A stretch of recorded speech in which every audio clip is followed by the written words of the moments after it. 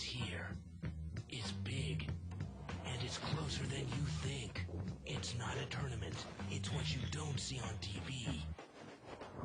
The cash is real. The stakes are high. They bet big. They win big. They lose big. High stakes live action poker. Live at the bike. Watch it live on the web or play it if you dare at the Bicycle Casino right here in Los Angeles.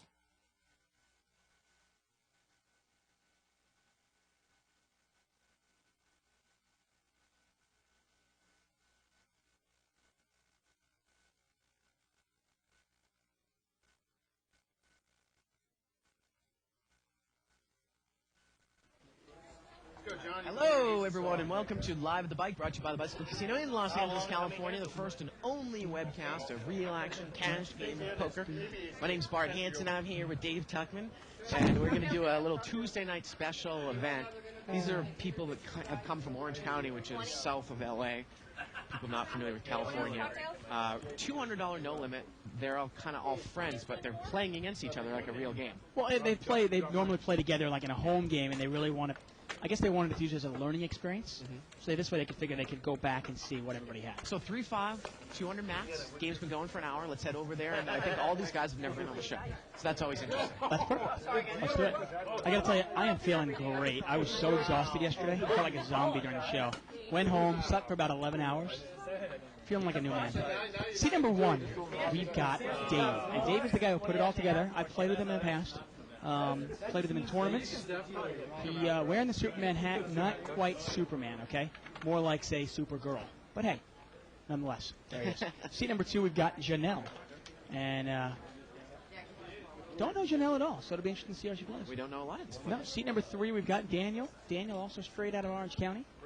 Seat number 4, we've got Eric. Eric, another newcomer to the show. Seat number 5, we've got John. Seat number 6 is Rob. There it is, Audition.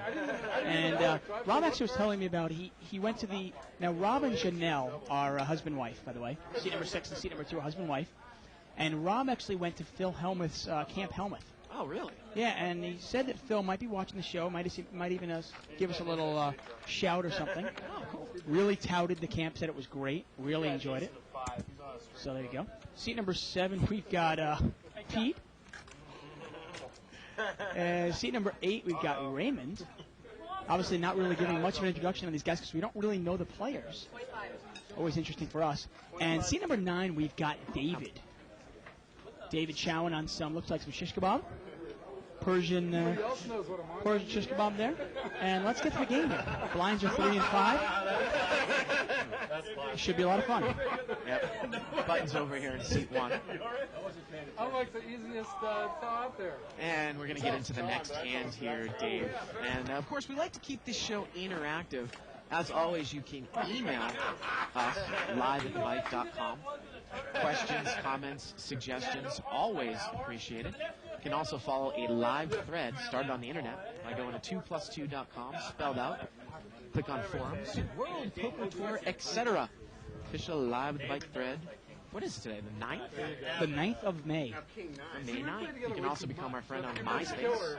MySpace.com/Live at the Bike. But moves over here to seat 2. That is... it's not Janelle. It's Janelle. Oh, it is Janelle. Okay. Janelle. Janelle. I like that name. That's a pretty name, I gotta tell you. Never heard it before. Never heard of the name Janelle before? No. How did we put our nicknames on? Well, I live in a cave. she's going to raise. I kind of have these names floating around my head whenever I have kids, if I have girls, what I would say name my tot. That's one of them. Janelle. Yeah, one out Really? 4 or 5 floating around in my head. I always like that name. And she's going to raise here to King 8. David's limped in here with Queen Jack offsuit. He's going to call. Yeah, I don't know if all the players know each other. I think they're all. It's a home game they got together. Well, the Jack's good. Yeah, Jack. David's flopped here a Jack. Now it's a tough hand to play out of position here, and it goes check, check. Turns to 10. It gets better for David now. Oh, he checked it again. Well, Janelle's also picked up a draw. He checked it again here. Now, the interesting thing is, if a queen were to come out, if David makes 2-pair here, Janelle's going to have a straight because Janelle's open-ended also. And the river here And look is at that, a Janelle seven, makes it. And Janelle makes the bottom end of it. And now, is David now going to bet here with Queen Jack? Well, it is a third And club. she folds with the bottom end of it. No, really? It went check on the flop with one club. He checked Queen Jack It's again not a on the one-liner, turn. really. I mean, it's a one-liner, but you have to have an 8, specifically an 8. Exactly. I mean, the only way she's going to lose this hand is if he has king-queen. And if he had king-queen, the 7 didn't help him anyway. I mean, And you I put guess him on, queen you put him on backdoor clubs? That is strange. Yeah. Twilight Zone episode here coming up from what we saw from the first hand. I'm surprised you laid down the straight there. Oh, thank you. Give me a second. I'm only going to play. It's funny, she took a shot at it when she was open-ended there. And obviously, if he had made 2-pair or the 7 comes out, she was good. I played the pair game for the first time in my life, Dave, out in the 5-10 game this afternoon. What was your I lost numbers? $800 an hour. What were your numbers? Queen and 5. Those are the stupidest numbers to pick. They Why? never come up. There's Maria. Shot at Maria. How can you pick a queen and a 5? Don't you know that the mathematical probability of a queen and 5 are coming out are much less than, say, a jack and a 6? Right. And that's the one that Bert made a killing. Exactly. There you go. I didn't even see. I can't believe you did that. Dave raised here. It looks like about maybe $14, and we got 4 ways. He raised with 6-4 of diamonds. $56 pot. Flop comes out ace high here. Well, no one's really hit anything. If Dave follows through with the bet, he probably can take it down. Now, the purpose of sometimes raising with a suited connector is to represent an ace. But in this case, he checks it, and John is going to take a shot with nothing here on the button. Yeah. He's probably going to take it down. Oh, it's actually, excuse me, it's Daniel with Queen Jack. With the straight draw, and he takes it down. Now, the thing I'm wondering here, these guys play in a home game. Now, do they play tournaments in their home game? Or do they play cash games? Interesting. I don't know. Because from the first 2 hands, what we've seen so far, we've seen a raise with 4-6 of diamonds in late position, and we saw a raise with king-8 offsuit on the button. Now, those are plays more of tournament plays than a cash game. And the reason I say this, obviously, these guys are going to go home and watch the show. Now, in a tournament, obviously, you've got to accumulate those chips because the blinds are going to continually escalate. But in this game, there's no rush to accumulate chips. Well, you know, it looked like somebody PM'd KevMap, the guy who started the show, which I believe the guy who actually organized this was in seat number 1. Yeah, that's Dave.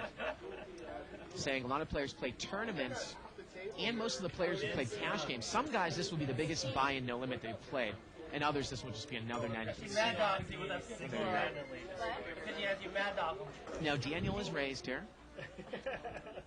Don't you know? He also says, please be kind to us. None of us have played the live table yet, and we're looking forward to it. Well, great. I don't necessarily know how kind the 2+2 people can be. They're not usually kind. No. Not that we are usually either. What are you talking about? I'm a pussycat. Daniel takes it down here with the king-queen offsuit. They call me a pussy. You know what you are. Are what you eat. You can see I'm on a 5-9 delay, too. Button moves over here to seat I'd love to 5. get Phil on the show. Did I have that one? Yeah, I'd love to be really kind to him. No, but obviously, I mean, you see the difference right away. Somebody raising with king-8 offsuit, out of position. Eric here with aces. Yeah, that's always nice to pick up on a cash game, right? Yeah, that cash game or a tournament, that's a pretty good game of hands. Yeah. They must like my hand. And then they're going to give me a free invite to help me cancel. And Janelle looks like she's got raising chips here. She's going to make it $20 to go with pocket 5s. And she's playing rather short here, and that's usually not what you want to do when you're only playing about $70 deep in this game. And it looks like, I'm assuming Eric's announced raise. Yeah, I assume so. Because We he always put talk the 20 about, in and now he's putting out a raise. we always talk about the strength of sometimes when somebody, say, puts chips in and said raise, and, Yeah. and now he's going to raise it to 6. Well, it's like they don't want to screw it up. They kind of think about it. They go, okay, let me really... And now with pocket 5s, Janelle started the hand with 80. She put 25% of her money in. Do you just hope that the guy has high cards, or do you just get rid of it? I think you've got to throw this away. I mean, I Yeah. think at this point you've got to say, okay, maybe 50% of the time I'm a 50-50. And the other 50% of the time I'm a huge underdog. She does throw it away. And again, you know, when you're playing on the short stack like Janelle is, when she looks like she's got about 85 left, if you're not going to rebuy, I think that you can limp in with 5s from late position, hope it gets limped around, but there's no way you want to put money in there. Unless you just want to play it where you want to get it heads up, and then maybe against a guy and just, you know, move in when it's checked to you in position. Well, I mean, right now this $200 restricted game is almost going to play like a tournament, but you've got to realize that it's almost playing like the first level of a tournament. So once again, there's really no urgency to get those, to accumulate those chips. You can limp in with fives. See if you hit a set. If you don't, you throw it away. If you do, hey, great, you just doubled up. Well, yeah. Unless you get cracked and you're happy you didn't. Well, limp here by Janelle with King Jack of Hearts. I gotta tell you, man, I feel like a new man. Yeah. I was a freaking zombie last night. You actually did pretty well. I mean, couldn't really tell. You didn't. Oh, I've been kind of tired because I've been kind of sick the last week. I was so excited. I think I was operating between Friday night, Saturday night, and Sunday night. I think I got a grand total of 6 hours. It's one of those Vegas binge trips, right? Yeah. Oh.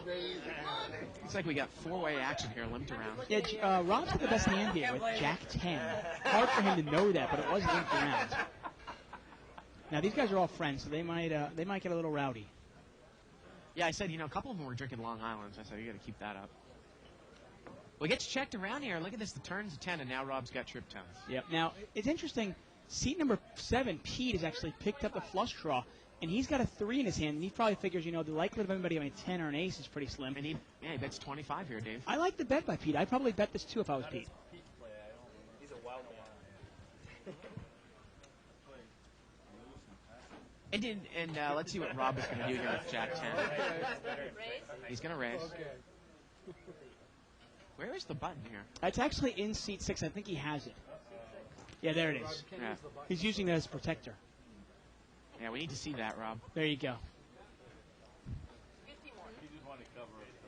That helps us out significantly. 50 more here. And And obviously, interesting, Rob did not bet there with... the funny thing there is that I know that we always preach in a bigger game where it's more advanced, that you would always normally bet there with a 10. It's funny. Sometimes in this game, I actually don't necessarily mind sometimes taking a card there because a lot of people limp in with ace rag and they might not bet it. And you might bet and get called in 3 or 4 spots. Now, you could take the card on the turn. I'm just thinking it's one extra way. I mean, normally when you get second pair, you usually bet there in position.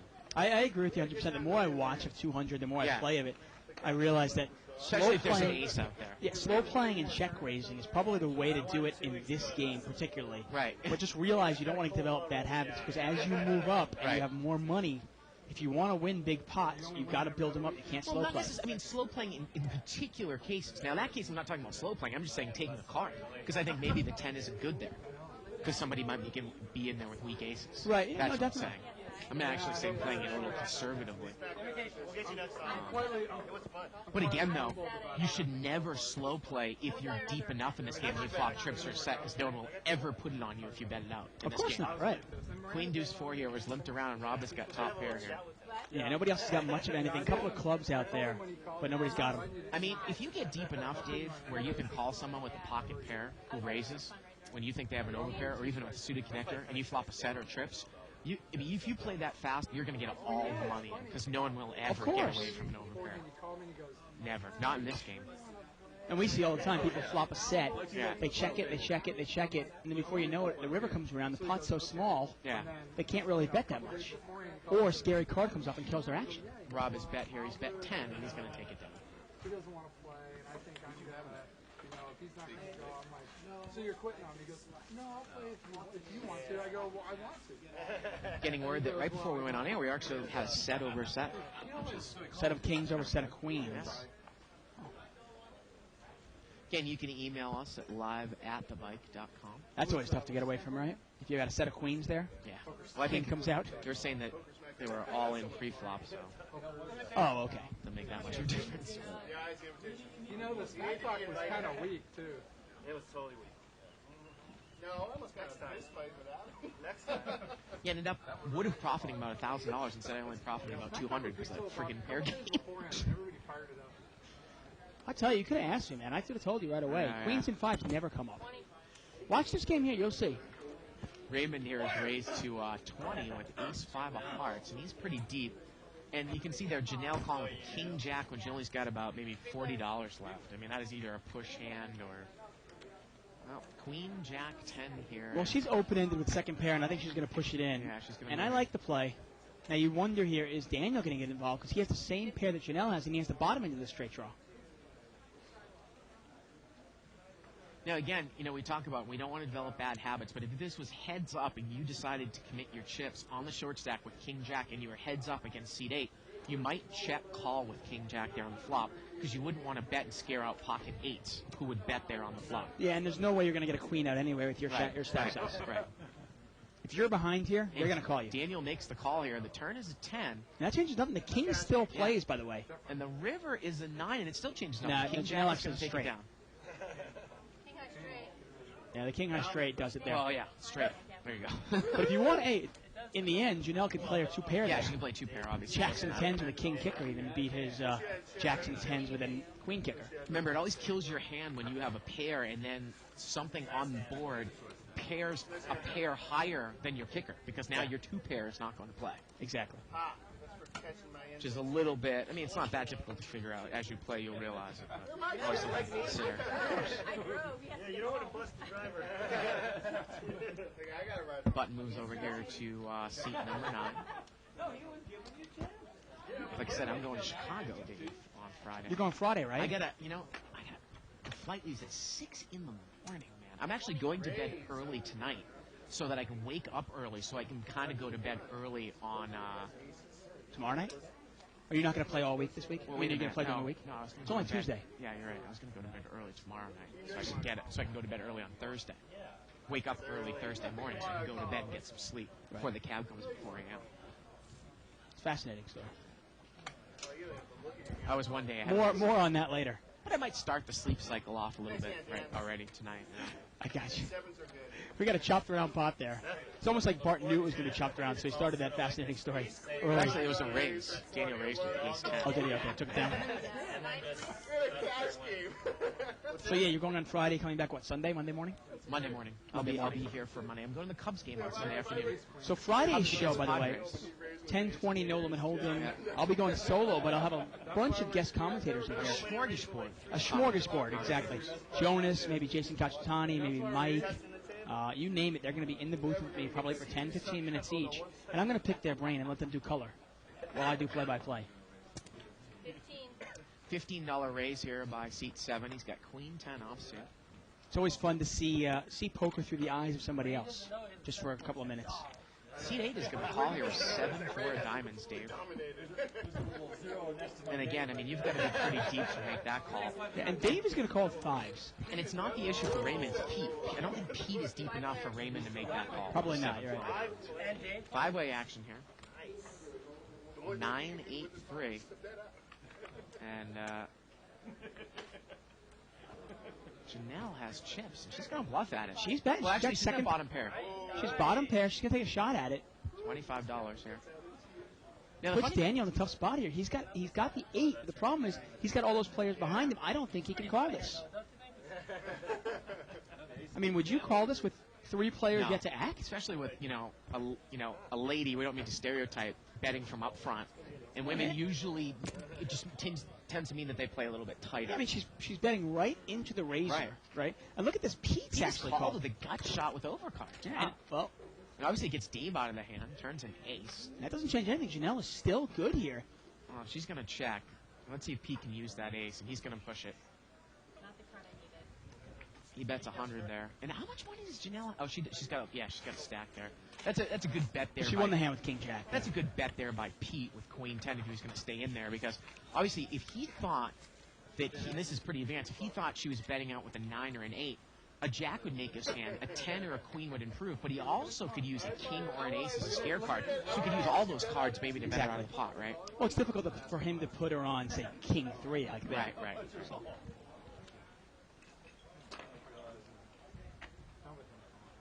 Button moves over here to seat 2. Janelle. But you see seat number 3 there laying down the best hand. And, you know, good players lay down the best hand all the time. Something you got to get used to.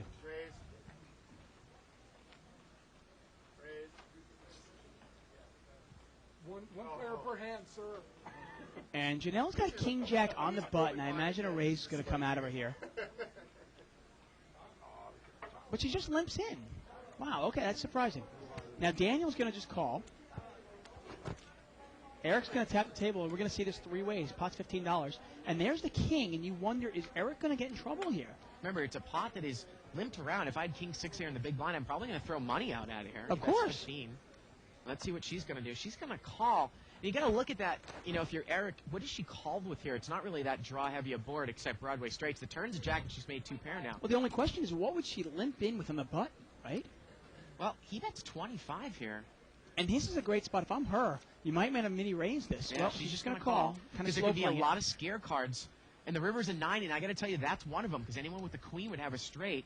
But Eric's going to bet in again. I was wondering, I thought maybe it might go check there. He's going to throw a little blocker bet. And now she moves in with 2 pair. Yeah, and the problem is, now I don't know if he's going to call her on the turn, but if she raises the turn, Right. he might call. And in the river, she can bet another $40, and he may or may not call. He might be scared of the queen here. And now, now I think he can get away from it. Exactly. We see this so much. You see it so often. I mean, people always look at boards and I understand how it is very rare that a Texas Hold'em board with all 5 cards coming out does Yeah. not make some sort of straight or flush. It's Yeah. very rare. There's always going to be some scare cards. You look at that board. Now you've got the Jack of Clubs. Now there's a bunch of cards that might kill your action. Any queen, an ace, a 9, or a 3rd club there, Dave. Yeah, maybe even like 10 pairing on the river. We say it all the time, and we talk about it. Some people say, well, I don't want to slow play because if I slow play, somebody might catch me and beat me. That happens actually pretty rarely. Right. The bigger problem is slow playing and killing your action. And look at this. We've got Eric is in the short time in this one, shorthand in this one as well. Yeah, Eric in seat 4 in the small blind's got queens, and Daniel on the button has aces. And I got to tell you, can't necessarily. I mean, if someone's going to raise me from the button, and I'm in the small blind with queens, I'm usually going to re-raise there 75-80% of the time. I don't give them credit for a big hand. If nobody else is in the pot, I might even just smooth call and play it kind of tricky and You're try to trying trap to him. trap the guy. Yeah. I might check the flop and then bet right out. And then check raise him. It was my finger, actually. Yeah, I was sticking. And Daniel's going to make it 10 here. And now, that raise is so small, I think maybe you do need to raise just so that the big blind doesn't stay in there. Of course. Now, if he had raised it to 40, I think you can call here. But Okay, now that seat 4 re-raises it to $40, do you just call with the aces? Now, again, if you're Daniel, I think you can play it here. Well, stack sizes, it doesn't matter. But if you were deeper, like you said, you almost let a good player off the hook by re-raising here in position. But at this point, though, why not let him bet out on the flop? He's only got about $80 left. He's going to commit his money, right? Exactly. It's not going to matter regardless of what happens here. Probably not. Let's make it 80. It's not going to matter. The other day, the guy named Marie. And Eric's not even going to think about it. He's going to move all in, I think. I'm sure it's 80 here. I mean, Daniel made it 80, and Eric is going to push. And unfortunately, in this game, It doesn't really make it that much of a difference. in this game, when you're playing with only $200, it becomes really difficult to get away from queens. Right. Eric needs a queen here and a queen only. No running straight to chop here. Queen and a queen only here. No. No, not going to happen. I mean, is there any way you get away from queens there, being that short? No. No, okay. I don't think so. I mean, obviously, you've got to realize that as you move up in levels and as you play a bigger, deeper game, you've got to realize how vulnerable queens are. Oftentimes, if you bet, if somebody raises and you re-raise with queens, and then somebody re-raises you back, queens are pretty much garbage. And you've got to realize that it's not a tournament. More often than not, if it's 3-bet in no limit hold'em, you're talking kings and aces. I may just mark him if I get it. I don't even want to see it. Or anything with a queen. Button moves over here to seat 4. Yeah, free flop.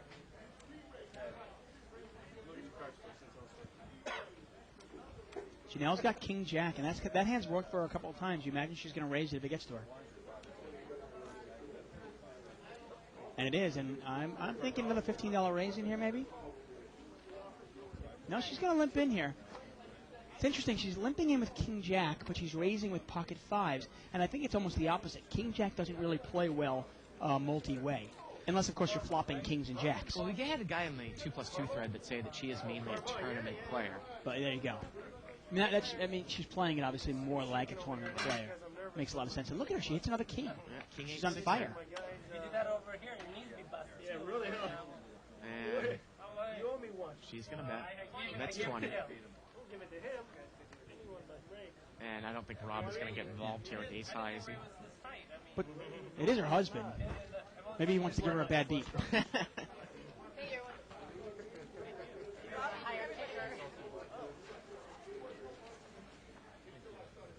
Butt moves over here to seat 5. Yeah. It's John. Now, I mean, I know Janelle is going to watch this show, and just for her information, is my 2 cents, just to play devil's advocate. I mean, I personally think you're raising with pocket 5s. You're looking to play a smaller pot. Well, I actually, with pocket 5s, I don't mind seeing multi-way action. Right, of course. Because what I'm looking for is I really want to win a big pot. Get a chip count here. Got about $2,300 on the table. Daniel's got the table covered with $400. Pete's bringing up the rear with only $200. Let's see how they're doing.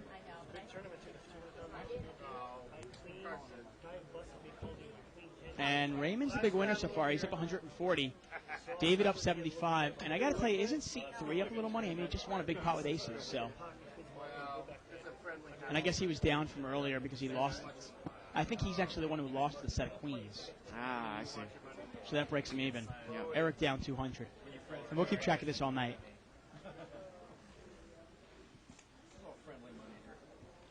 Again, the button's over here in seat 5, blind in seat 6 and seat 7. And it looks like it's gotten folded around here, and they're probably going to chop this one up, which you probably should do in this game, Dave. I mean, there's just not that much money. Right. It's pretty boring TV. It is boring TV. So let's just check. Jack button. We'll check. Oh, they're not going to chop it up. Well, there you go. It's boring TV. I hope they're not going to check it down, though, if they're not going to chop it up. No way I check it on Pete. You got the nuts, Pete. Bet it. Pair of 3s. And he bets it. There you go. I mean, he's got Rob dominated here. Look at it. He even has a club in his hand. Yeah. And is Rob going to continue on here with 10-4 suited? Or is he going to make a move? He's going to move. He check raises him, Dave. That'd be great if we did. 20 more here. Would it? Okay. Wow. Wow. Well, there you go. Unbelievable. It's online. It's happened. Unbelievable stuff. At this game or which game? Wants to learn that move from Phil himself. The winner gets 25. to the table. And it's 100K? Butt moves over here to seat 6.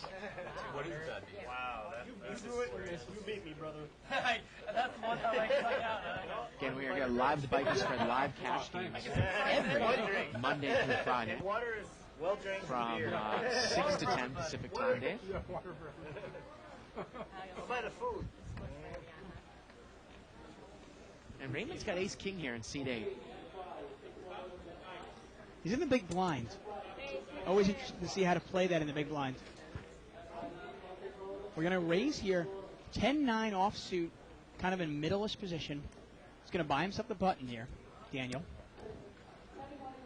Pete's going to call, and Raymond's going to re-raise it, it looks like. Re-raise here with ace-king. Yeah, he makes it 40 to go. So it's 30 more here for Daniel with 9-10. Now, both players are actually pretty deep. Well, it looks like Raymond here has got 300. I don't necessarily know. I mean, do you want to call 300? Do you want to call 30 with 9-10 off suit? I mean, that's a hand you might call pocket pair with. I don't really mind the lay down there at all. I mean, you are in position, but... Remember, we talk about suited connectors. 9-10 isn't even a suited connector, Dave. No, no. You got to be really, really deep to make that. The problem with 9-10 as well is you're looking for things like, obviously, 2-pair, trips, something like that. And the problem also is if you're looking for a straight and your player is re-raised out of the blind, oftentimes they have jacks, queens, or kings. And those are kind of straight blockers. If you're going to take a shot, you'd almost rather have something like 4-5 or 5-6. Suited, that is. Evelyn had moved my girl down in the top 8 over there on MySpace page. Really? So I moved her back up to number Liz 2. Lou? Yeah, yeah. What was she thinking? I don't know. It's just like when you change the screen here in the Well, background. Evelyn hasn't really been feeling well lately. Maybe it's affecting her judgment. We get a razor by seat 5 with pocket 8s. I think I gave a couple people a bug here. Amazingly, I avoided it. Yeah, Knock yeah. on wood. So pocket 8s is raised here, John. Now David's got an ace-queen offsuit. We got word that David's supposed to be or John's supposed to be a tight player. So. And Janelle is called with pocket 5s here. So here we go. We're going to see this 3 ways. It's about a $90 pot. Oh, ace 10-10 here. Let's see how David's going to play the ace-queen. He checks. Not a terrible way to play the hand. Although you got to be aware you could be behind, especially if John is raising with a premium hand, ace-king is definitely a possibility. And Well, it gets checked around here. John's not going to bite. Turn is a king, and that actually might be one more hand if you're ace-queen than if the guy checked with kings. And he ace-queen checks again here, Dave. And now ace is going to bet. I got to tell you, the king actually helps my hand. I think it's less likely this guy has ace-king now. And I got to think my ace-queen is probably good here. I'm really surprised I didn't bet there. He can't lay this down. No. Wow. No. What do you think he checked the flop with? He's trying to bluff for the first time. Well, I guess supposedly if John is that tight, Dave, maybe he thought he was sandbagging a big hand. Wow. I mean, what do you put the guy on? Well, I said that maybe a king, maybe the guy checks pocket kings in that spot. Couldn't he have queens or jacks still? Yeah, Or absolutely. eights? Right. I mean, Yeah. but he must have. He's got to have it. I mean, I got to tell you, I don't mind laying down ace-queen. Ace-queen is a trap hand and no limit hold'em. I mean, you know, you You and don't I. mind laying it down pre-flop out of No, position. you and I both say all the time, Doyle Brunson, raises ace-queen is garbage, okay? But if I actually call pre-flop and the flop comes out ace-10-10, I'm not going to just check, everybody else check around, and check again and fold.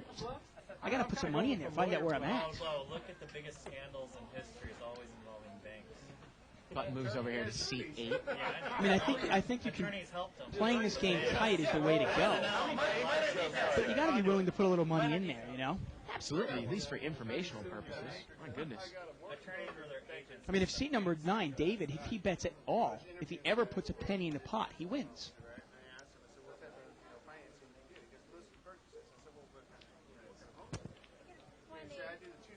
Button moves going to raise here at 20 out of seat 8. That's playing pretty tight. That's playing pretty tight to let those go, especially against you. You And got 7-4. well, Daniel had limped in with an ace-9. He's going to call him. They actually have the same hand here, but you know the button has position, and chances are it's going to go miss here, Dave. It does. King 5 on the flop. Check, and now Raymond needs to put a little money in the pot. He's got it heads up. Carefully counts out $35, and he tosses it in. And time for Daniel really to fold here. I mean, I guess he can raise to make a move, but pick a better spot. Once again, like you said before, I mean, I think most of these players' background is tournaments, and you really wonder if these guys, when you see players transferring and moving from tournaments to cash games, and vice versa, obviously there is an adjustment phase. I mean, there are people that have entered poker since the poker boom a couple of years ago who don't even know what a cash game is. I mean, I remember when we first started the show, they were playing a cash game, and they're like, well, who wins at the Right. end? Well, remember when we were actually selling our show to the Poker Channel, you know, as for LA Poker Scene, for the Poker Channel, they wanted a big winner. They go, well, we need a winner. We're supposed to be meeting with There is no winner. Right. It's a cash game. Right. I mean, I thought maybe we could come out with little gold stars. We can give a gold star to the guy who wins the Right. most money. Right. Eric is raised here with ace-queen. And Raymond's got pocket jacks over here at seat 8. And remember, Dave, we really saw people last night, when we spread this game last night, really overvalue jacks. See, I got to tell you, I probably mini-raise this because I don't want the players in behind me. I'm mini-raising it. Maybe I'm making it 50. I'm getting a little information. If the guy comes over the top all in, I can easily throw away my jacks. But this way, I really take control of the hand. Oh, and then we got. See how we've been sandwiched between these guys. And that's what he thought. He did a little mini-raise here, and I like the play. That's going to get rid of everybody behind him. What do I do now? Now I'm screwed. He's going to get it heads up here. And Eric calls. And we can see that one of the aces is dead, so Raymond's in pretty good shape here. Well, King, Queen, 5. Not a great flop for Ace, Queen, but a worse flop for Raymond. And looks like Ace, Queen's gonna throw a little $30 bet out here, and that's gonna get it done. And that's no problem. I mean, I like the way that Raymond played the hand. Now, a lot of times at this level, you can mini raise, and if the opponent doesn't re-raise you, you're almost 100% sure you have the best hand. But you've got to realize that if you're playing against really sophisticated competition, somebody might not re-raise you with aces, kings, or queens there. Right. They might just smooth call and let you trap yourself. You know, it's funny about how many people slow play in this game, trips or sets, but when they've learned, which is what they've learned from TV, a lot of them aren't cagey enough or advanced enough to almost slow play a big pocket pair There might pre-flop. be more smack talk after this. Because they always think that, you know, oh, this guy You know, and then the other person thinks, well, he would never have aces or kings because he would have re-raised again, even if it is heads up. When a lot of times more advanced players aren't going to do that. Of course. Yeah. Now, I mean, Bart and I, neither one of us are advocates for limping in and playing aces or kings that way and really playing it tricky.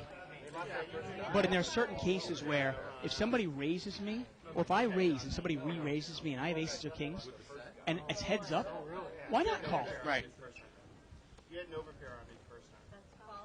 And I made a horrible. Why let my opponent off the hook? And then when you knocked me out, Well, David raised here with 7-3 of clubs, and Janelle's called out of position with king queen off suit. Well, Dave's out flopped her. Got a bottom pair here, 10-5-3 with a couple spades. Problem with king queen out of position now. Even if he didn't have a 3, how does she know where she's at? She's probably going to have to check to David, and you imagine David would bet no matter what. He bets 35, and he's going to take it down there. Position is everything in No Limit Hold'em. You know, it's funny, you were telling me, and I always bring this up when we have ladies at the table, and it does not apply for everyone. But for a lot of women, we were talking about, because I used to date a girl, and your wife was telling me too, whenever they play in the Lips Tour events, that, you know, the majority of the women there played so weak tight that you can be stealing a lot of pots in those lady type event In the tournaments, yeah, exactly. Right. I mean, didn't you tell me that your wife said, like, she can basically just bet when she's checked to and take down the pot 95% of the time? Pretty much, yeah. Yeah, yeah. Well, I mean, they're a little less experienced. Right. And like you say, you don't want to generalize, but generally speaking. Right.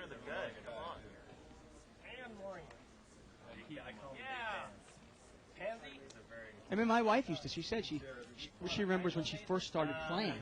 Seat number 5 has actually raised this up with ace queen suited, ace queen of clubs, and I don't think he's going to get called. 4 deuce offsuit. Well, apparently everybody gives him a lot of credit for being really tight. I guess so. Well, this time he's got a real hand. Anyway, my wife was saying that she remembers how she used to play, and she looks back at it. She almost laughs at herself. She goes, "I was so passive, so weak tight. There were times where I had 2 pair, and the guy told me he had a straight, so I threw it away. I just assumed that he couldn't be lying. I mean, backdoor flush, she just assumed the guy must have it, because he was betting. And she said she played so scared. side bet. Guys, side bet. We'll look at it tomorrow. Okay. John just said. And obviously, we used to have Shirley Rosario commentating here, and she's anything but weak tight. Right. He said that. I say no. Not even close. Butt moves over here to C3. Say yes. What did you say, Rob? I still have a little bit of the sniffles, Dave. I say no. I don't think John. You ever taken Mucinex, those guaifenesin tablets before? I've never taken Have you ever seen that little commercial? No. It's kind of cool. Just like it's cold Yeah, medicine? it breaks up the mucus. Okay. Yeah, yeah. What happens when he gets Seat 7 here is going to raise 7, 10 of diamonds. raising with ace jack or something? But he didn't. That's why he raised under the gun. What's that? And he's going to take it down. I got to tell you, my best medicine I've had in a long time. I really don't get that many colds. Neither do knock I on wood. usually, yeah. But the best medicine I have lately, all I do is I literally get a little cognac and I drink it, you know, just a little bit. That kind of knocks me out. I go to sleep. My wife makes me some chicken soup, something like that, and that's it. Like a day later, I'm feeling fine. Another thing also that actually I got into was if I'm feeling like crap, I just drink like ridiculous amounts of water. Well, yeah, that's always going to help. I mean, I drink like gallons of water, and I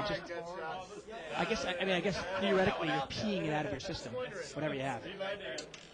Live at the Bike, we try to talk about everything here: poker, illness, enemas, the Red Sox, the Mets, Butt moves over here to seat Lakers. number 4. Hand has been raised. you name it, we talk about it here at Live at the Bike. Ace Queen here for Janelle. It's a premium hand. Pocketed king. She's thinking about what to do here, and I think it's raising time. Not here. Not tonight. She limps in here. One off the cutoff, Dave. And once again, see, Ace Queen offsuit is not a hand that plays well multi-way. See now when the jacket comes up. Daniel limps in.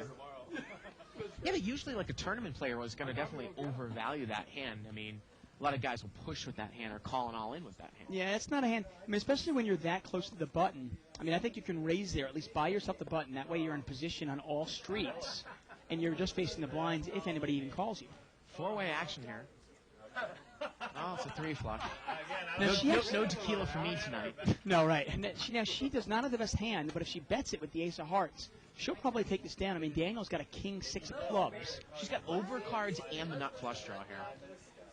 But, I mean, she's actually got 15 outs, and you can actually see she's a favorite to win the hands.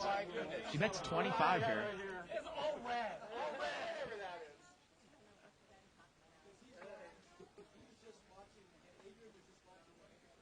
And Daniel's got a king six. We've had to actually turn the table volume down twice, Dave. Yeah. These guys are so loud. Well, you can tell they're friends. Right. I mean, the one thing great about, obviously, casinos is, you can go play. I mean, it was fun for me, actually, being in Vegas.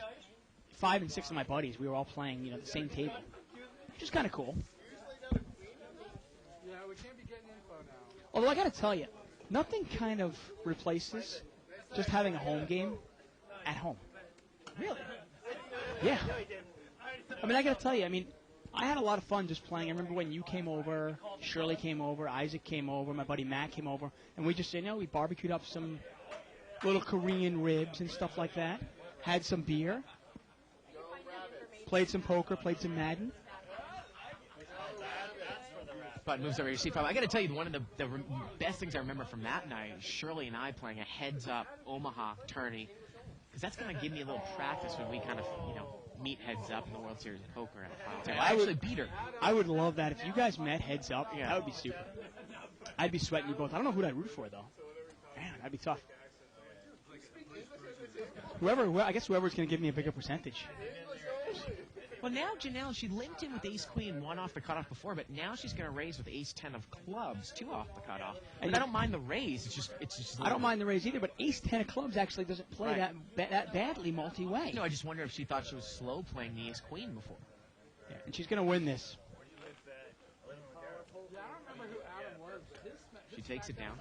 Email here from send it to like everybody that's the Duke in Tucson, Arizona, talking about he rewatched the show when the Grinder jumped into the whale game, which was, a month and a half ago? Yeah, about 6 weeks ago. Yeah. He said that was one of the most memorable hands when Barry Woods had trip queens and the Grinder raised on the turn.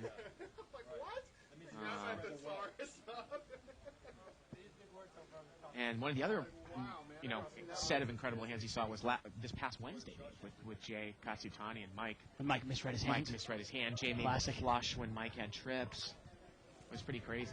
Yeah. I was talking to Mike about that last night, actually, because we were saying we had a debate of whether you'd pay him back or not. And Mike said he thought he might get the $1,100 back from Jay. But then he figured, he goes, you know what, I just won $40K from him the week before. Right. So he goes, you know what, whatever. I guess he deserved it. He was kind of making fun. He goes, it was Jay's money anyway. Got a little raise here by seat number 1, David King Queen. And once again, you can see this is really almost playing like a tournament where you're getting a raise and almost one caller and no callers. Well, Daniel's called with ace-9 offsuit here. 10 deuce 9. He's outflopped him. Well, It's not a terrible flop for ace 9, I guess. David's got overcards on the gut shot. He bets 25, and Daniel calls. I mean, if Dave doesn't have an overpair, you figure you're probably good with ace 9 here. Turn to 7. Well, if Dave checks here, I think you have to bet with ace 9. Oh, definitely. A king, a queen, or a jack might be dangerous. You don't know where you're at. And gets checked to Daniel, and he does bet here. Yeah. Pretty straightforward. Dave can't really call this. Well, again, he could, if he does call it, a king, a queen, or a jack would all be good here. He's not going to play. And the river actually would have been the deuce of hearts. And again, a more advanced play. If you're going to call there with king, queen on the turn, if you were deep against the guy, you check the turn, and he bet kind of weak, and you called, I would be betting the river if I hit a jack, obviously, if I hit an ace, or if I hit a club, and then maybe with a king or a queen. I think you have to reevaluate the texture of the board. But you've got to call. One of the better players in No Limit are calling with outs, obviously, or say raising a semi-bluff with outs, but also looking to maybe represent other things Right. that would scare someone out of Yeah, I mean, if you want to talk about memorable nights, we had Kathy Liebert here where she pretty much schooled the whole table. She was playing phenomenal. And she actually made a couple of calls where you saw she called it, say, second pair. And her attitude was, and we talked about it, was, well, I can make 2 pair, I can make trips, or if a club comes, I can represent the flush because I know this guy had top pair. And sure enough, the flush came, she represented it and got him off the hand. And if you start adding up all those instead outs, of going for 5 outs, she was actually going for 14 outs with the club, exactly. right? That's the way she thought about it. She goes, well, those 9 outs I can bluff with, and these 5 outs I can win with. Pete is raised here on the button with ace wheel card suited. And David is called with the queen 6 off suit. Here we go to the flop, 9-9-5. Well, Pete's got the best of it. He's got 2 pair. And I think you got to bet this if you're Pete, don't you? Especially if it gets checked to you. Oh, he's the pre-flop raiser as well on the button. David's got absolutely nothing.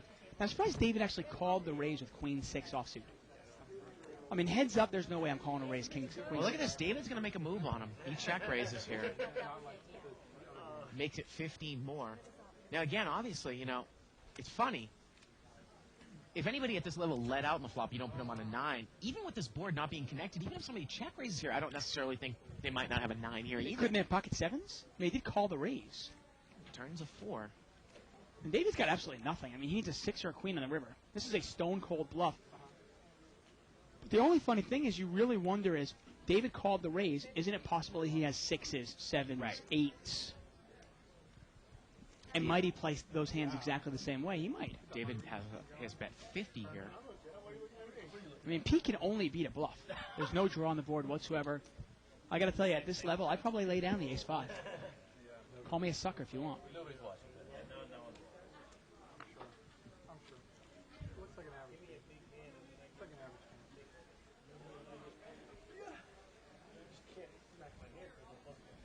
You know, it's funny. We have an email here from Richard Rosen, and I'll get to it in a second.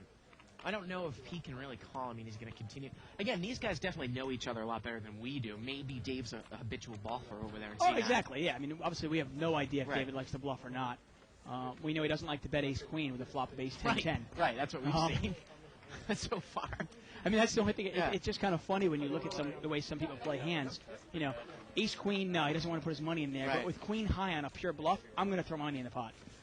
Richard Rosen, he says, Bart, poker in Chicago. Love the show. If you want to play legal poker when you're in the Windy City, you have to go to the resorts in East Chicago. We've got a 510, 500 max, no limit game all the time, as well as a $1,000, 1025 min game, no limit. Unfortunately, you need a car to get there. Rich, well, again, this is kind of a vacation, much like you, where your attitude was in Vegas last weekend. I'm probably not going to be playing a lot of poker, although I have to tell you, and sometimes I dread this when I get together with my family, they will probably want to play at least one night of poker with me. Yeah, Like some sort of like 25, 50-cent tournament, and it's just... You know, it comes with the territory. You got to realize. You know, my wife was actually kind of lecturing me, letting me know this, and she goes, you have to realize that until a couple of years ago, you were just like your friends, where every single time you got together, you wanted to play poker. Right. You know, ace king here for Dave in the big blind. Now, seat number 8 is actually limped in on the cutoff seat, right? And David's going to raise to 20 here with ace king. Well, actually, David raised it with ace 8. Oh, you're right. Excuse me. And David, seat number 1's got ace king. And he just calls. He just calls, and we're going to see this three-ways now. If ace falls, you wonder if seat number 9, David, is going to get in no trouble. Chances are this is probably might miss all 3 players here, and it does, Dave. 9? Well, excuse me, ace 8 here. He's outflopped him. Yeah, great flop for David. He's got real lucky. And he's going to come out and bet. He bets 25. And I think if you're David here, I think if you're Dave in seat 1, you just get rid of ace king. You've missed the flop completely. Well, let me ask you this question. If your friends, you know, have traditionally played a lot of poker throughout the years, Yeah. and now they know that you do this job, do any of them kind of think that you're full of it and don't really think you're that good? Are any of your friends any good? How about that? Let me put that question. Yeah, they can all. Actually, I would say that half my friends are actually, decent. They're good recreational players. I would compare my friends favorably to. I remember your buddy who lives out here. When he played the tournament, he wasn't that bad. Yeah, my buddy Matt, he's okay. He's a little bit scared. He plays with scared money. Yeah. Anything more than like $75, he's scared of. Yeah. Okay. Now my buddy Keith, he can play. Yeah. He plays some tournaments. He actually lives in the D.C. area, and he'll jump to Atlantic City like Borgata and play in some tournaments up there. and he's actually coming first or second in a couple of those kind of small buy-in trades. Right. So he can play. I mean, he knows what he's doing. I would gladly play with all my friends for real money, though, any day. Limped around here. Well, Dave's got ace-queen suited in the small blind. If it gets limped around, let's see if he's going to raise it out of the small blind. And no, he's not, Dave. And again, in this game, when a lot of people come in with a lot of garbage, I mean, in a deeper game with more advanced players, I might be content to check that there. But in this game, I think you might lose a little bit of value not raising there, just because your hand is the best. Kind of like a limit game, you know? And Dave is going to come out and bet 20 here. Ace, Jack, 6. Now, John is a tight player. Is he going to get involved? No, he does not get And that's a good laydown. Ace 4 clubs, that is not the flop you're looking for. Nice laydown by And from John. what I've seen, Dave seems to be pretty tight as well. I think 5 and 1 kind of have a mutual respect thing going on. Everybody respects their play. And I guess that's why that raise earlier, when we saw him check raise, small blind versus big blind, that's why the raise worked there, the check raise, with nothing. Remember, he had 10-4 versus 10-3. I think that was seat 6 against seat 7, but... Isn't that the guy you're talking about? No, it's seat 5 there is the guy who's got the I lowest. see what you mean. Okay. That's John. Okay. Well, the other thing, too, is, if I'm going to play poker with my family, I'm going to insist. I'm going to say, you know what? All right, fine. I'm not playing a tournament. We'll play 15-cent, 30-cent, no-limit hold'em cash game with, say, maybe like a $30 max buy-in. I'll play that game. And I'll play that game seriously because I'll take all your money. 100 times the big blind? I would challenge you to play it seriously. Really? I would challenge. You do it, and I want to see if you can actually play it seriously. And you come home and you. Well, I know you can't play the 3 to 5 game seriously here. What I'd love to know. that point. I'd love to know. No, I can play this. The 3 to 5 game I can play fine. This but I'd game love is you a to little come tough. back on Yeah. Monday and go. Yeah, I played as well in that game as I played in the 10-20 game. I mean, I'd love to see that. We got a raise here out of seat number 7. Pete here with King Queen. And Janelle is called with Ace 5. And Daniel here, he's got a pretty loose pre-flop starting hand requirements. He makes the call with King 8. Out of position here. Now, Janelle's got the best hand, but she's in the worst position. 9 Flop. deuce deuce here. Flop misses everybody, but the power of position, you imagine Pete's going to put some money in the pot, and he's probably going to take it down. Now, this is one of those times, let me ask you. Now, he's going to put about half his money in the pot. If he gets check raised by Janelle all in, does he have to call with King Queen? 225. Yeah. Right, and that is obviously the inherent flaw in this game. You know, it was funny. This afternoon, I was telling you before the show, obviously a lot of people know that David and I raise with our good hands as well as sometimes our draws, our big draws and our sets and so on and so on. And I won a big pot this afternoon, Dave, when a guy had raised to 80 and I'd call with ace-queen of hearts. And the flop came 10-5 deuce with 2 hearts. He bet 225 and I raised 675 or 700 with ace-queen of hearts. And he moved all in, and I called. And he moved all in with pocket jacks. And I got to start to wonder and ask you, maybe I shouldn't be raising with my big draws, because maybe I just will wait for my sets. I saw it all afternoon long. People just don't get away from overpairs, do they? It's unbelievable. Yeah, the problem with it, though, is, I'll throw this at you. Yeah. If you raise with that big draw, but you also raise with sets, You're going to get action with your you set. get action with the draws as well, and you realize that when you're putting your money in a pot, you're either a 50-50 or you're way ahead. Right. I mean, I don't mind that. I mean, my table image. And if you don't raise with the ace queen of hearts there, and you only raise with sets, well, then you wonder if you'll get action. But hey, we see it all the time. Players that are tight as anything, they're still getting action. Dave here, he's raised seat 1 to 10 with King Jack, and Eric has called him with 10-4 in the blind. Eric's outflopped him, but Dave's got a lot of cards that can help him. And Eric's going to lead out here.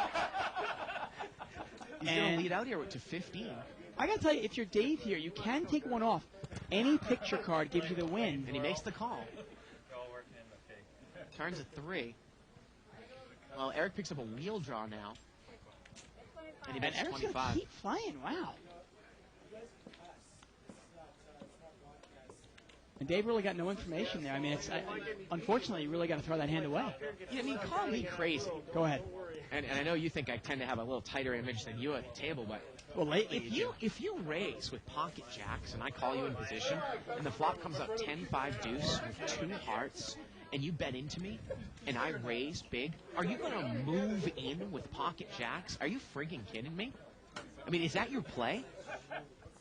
I mean, I would be hard-pressed for you, personally, knowing me, to continue on with the hand. I mean, I wouldn't even continue on with the hand probably against you there with jacks. I mean, I'll put it that I'm either moving in or I'm folding. And I'd say 4 out of 5 times I'm probably folding against you. Yeah. I mean, because I got to figure the worst hand you have is ace, queen of hearts. Yeah. That's the worst hand you have. Yeah. The worst hand is you have 2 overs with hearts. Right. And the best hand you have is a set, and I'm dead. And how about if I smooth called you with a higher over pair? Obviously. Oh, I'm dead there, too. Right. That is unbelievable. I mean, I am amazed the more and more I watch, the more and more, even in the big games, how much money people commit with an overpair. Yeah. It's sickening. Got a raise here from seat number 9. He raised it up to 10-6 of hearts. And he's not going to get action. Steals the blinds here. Now, it's funny, in tournaments, obviously with escalating blinds and antes, there's a lot of value to stealing blinds. Now, some people might take a little bit of offense with what I'm going to say, but the truth is I don't think there's really any value to stealing blinds in this game. The blinds are only 3-5. You're still paying $1 to the casino, so you're only winning $7. Now, you're risking 20 to win 7. Now, obviously, you can do that mini raise, and if you buy yourself the button, you get a call. You still can win the pot, obviously, because you're in position, power of position. But if you're just raising to steal the blinds, I don't know if that's the best way to go about it. But hey. Once again, we're live at the bike, folks. You're watching No Limit Hold'em. Blinds are 3 and 5. This is a $200 restricted game, kind of a special event. Kind of got a home game out of Orange County here. Button moves over here to seat 4. That is Eric. Limp in here by open limp by Daniel with 6-10 of spades.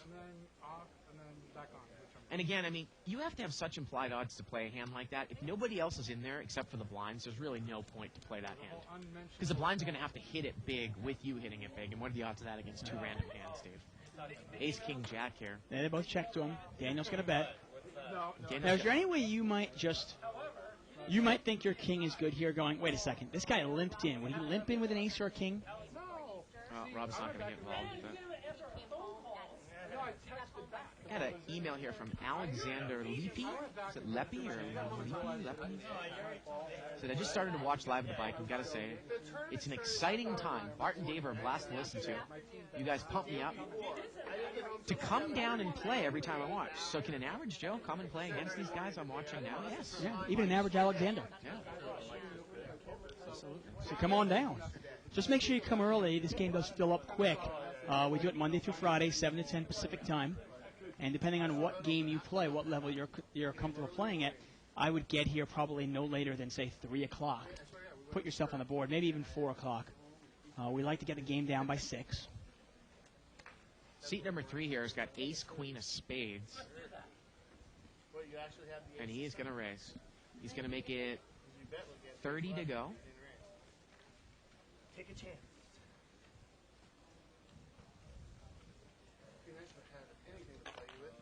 And I don't think anybody's going to call. No, nobody calls again. We're seeing a lot. I mean, this is almost playing like a little bit like a tournament, isn't it? Really strange. Yeah, I would say, though, it was funny. I was actually joking around with one of my good buddies. And we were just kind of screwing around. And he even said, I go, come on, we'll play a heads-up freeze-out. We'll do a little shootout. I'll get one of the guys at the Bellagio to set it up for us. And he even correctly pointed out, he goes, if we play for anything less than $200, you have no chance versus me. And then he said, right. And then of course he said, if we play for anything more than $200, I have no chance versus you. Right. And I said, you're probably right. Yeah. Although there's a sense of pride. I think I'd like to beat him heads up no matter what. Button's over here in seat number 6. And Eric just opened limps there in the one off the cutoff, ace 9 off suit. So there are some type players, I guess. I mean, that's a... No, it's a real mixture of players here. Yeah. And the button is going to raise here with 6-5 suited. Makes it 50. And I don't mind that at all. I mean, hey, open. You're certainly not going to open limp there. Why not raise? Power position. Now, obviously, you could steal the blinds, but if you get called, it's not such a bad thing. Now, Raymond's got him dominated, but the odds are both players are going to miss. Hence, there's the flop ace, king 8. Both players have missed, and it's going to go check.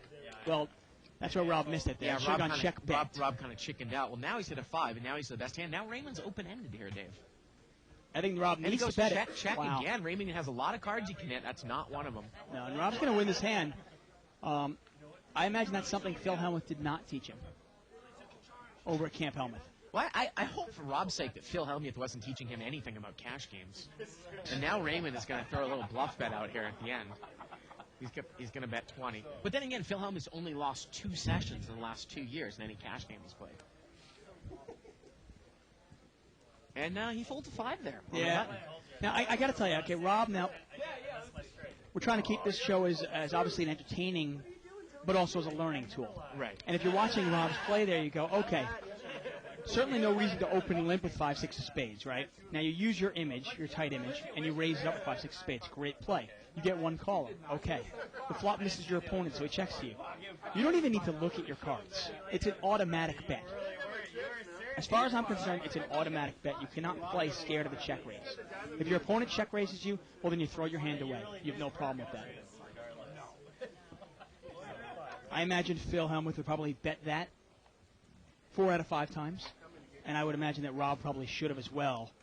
Certainly should have bet the turn when he caught a pair, and his opponent checked the second time into him. Button moves over here to seat number 7. We haven't really seen him play a hand yet, Pete. Now Raymond has got ace, jack, and diamonds. I gotta tell you, you bad-mouthing Phil there. I'd like Phil to come down here and kick your ass. Play you heads up, see what happens. Three-way action here. Now Raymond, did he raise there a little bit? Didn't look like it. My money's on you. I gotta tell you, my money's on you. Limped around here, 7-4-7. I believe in you, man. David is going to bet out here with deuce 3. That would have been an interesting flop last game. He bets 15 here, Dave. He's got nothing much. And Daniel is going to raise here with king 8. He's going to make a little mini raise to 30. I like that play. I mean, it's kind of like, let me see where the heck I'm at. Oh, there's. I got the pot. Okay. Now I know. One hand behind. You ever had that? Where you just always one hand behind? Oh, yeah. It's like every flop. Do you know that I got a letter in the post office today threatening my landlord that if they don't install, mailboxes that are within post office requirements, because our mailboxes are kind of small, they're going to stop delivering the mail. What? In 2 or 3 weeks. I called my landlord up immediately. He's like, oh, yeah, I'll get right on that. I might not have it done by their deadline. And I'm like, yeah, you will. They're going to stop delivering exactly. the Yes, mail. you will. Yeah. Or you're going to be going to get my mail. It's funny. I think my wife and I are actually possibly going into maybe buying a little investment property. Ah. Going into being landlords ourselves. We'll see. Janelle is raised here with pocket 8s. She makes it 15 to go.